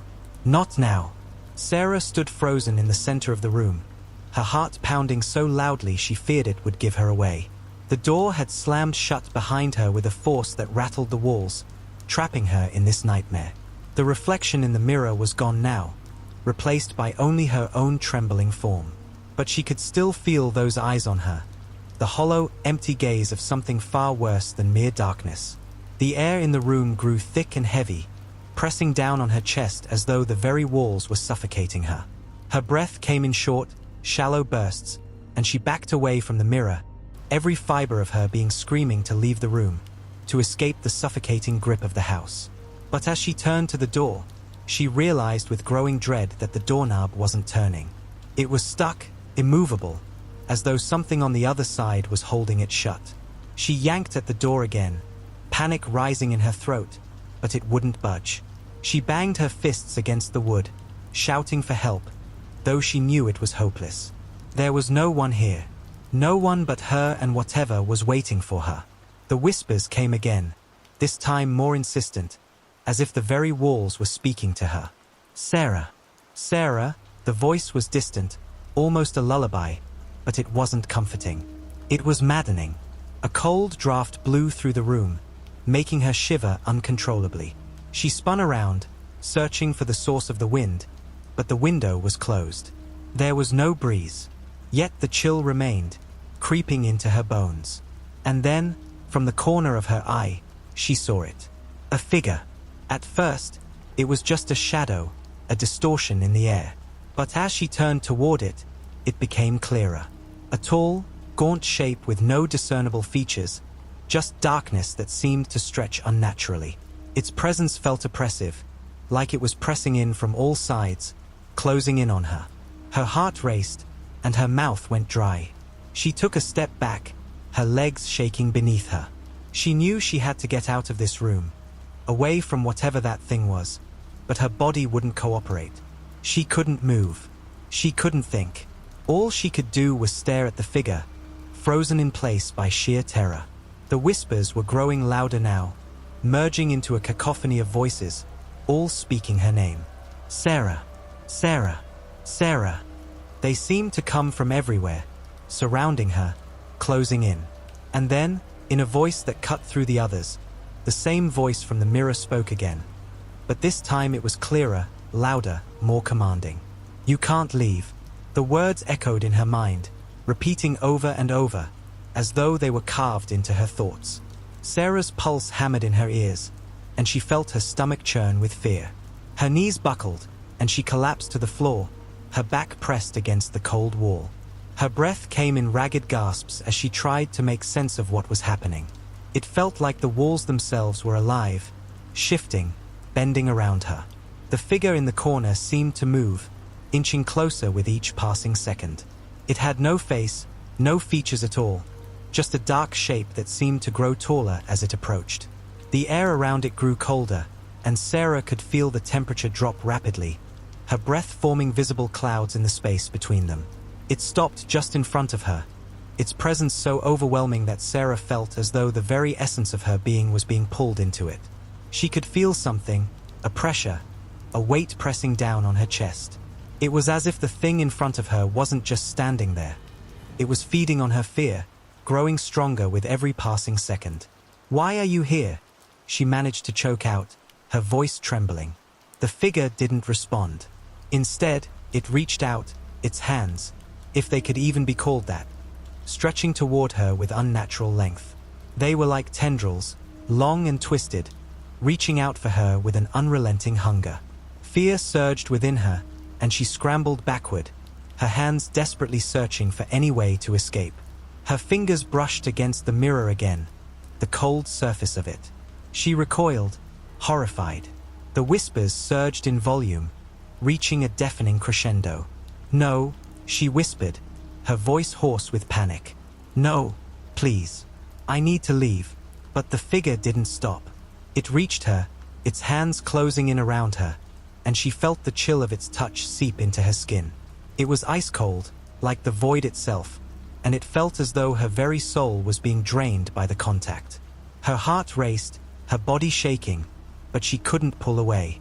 Her legs had become useless, unable to move. Suddenly, there was a sharp, jarring noise, a creaking sound, almost like a door opening. But the figure didn't flinch. It remained there, hovering over her, its tendrils inching closer, tightening around her. And then, just as abruptly, it stopped. The coldness, the pressure, the whispers, they all faded, leaving an eerie silence in their wake. Sarah blinked, disoriented, still trembling, but she couldn't tell if she was still in the same room or if she had been transported somewhere else entirely. The darkness seemed to swallow everything around her. But then she realized with a jolt that the figure wasn't gone. It was still there, only now, it was no longer a shadow in the corner. It was in front of her, standing tall, its face finally visible. But the face, it wasn't human. It was a grotesque mockery of a face, twisted and broken, its features contorted in a grotesque grin. "Leave," it whispered, its voice now a guttural hiss. Suddenly, Sarah felt the ground beneath her feet shift. The walls seemed to warp and buckle, the room bending in impossible ways. The mirror, still there, reflected something different this time. It wasn't Sarah's image. It wasn't even the dark figure. It was nothing. The mirror reflected a void, a vast emptiness that stretched on forever. And then, Sarah understood. The house wasn't just haunted. It was alive. It was feeding off her fear, pulling her deeper into its grip with every passing second. She wasn't going to escape. The whispers returned, louder now, filled with promises and threats. "Stay forever," they urged. "Join us." But Sarah didn't hear them anymore. She was no longer listening. She had no choice but to give in. There was no way out. The mirror's emptiness called to her, and as she reached out for it, she felt herself being pulled in, her body bending in impossible ways as the darkness swallowed her whole. And the house? It was waiting for the next victim.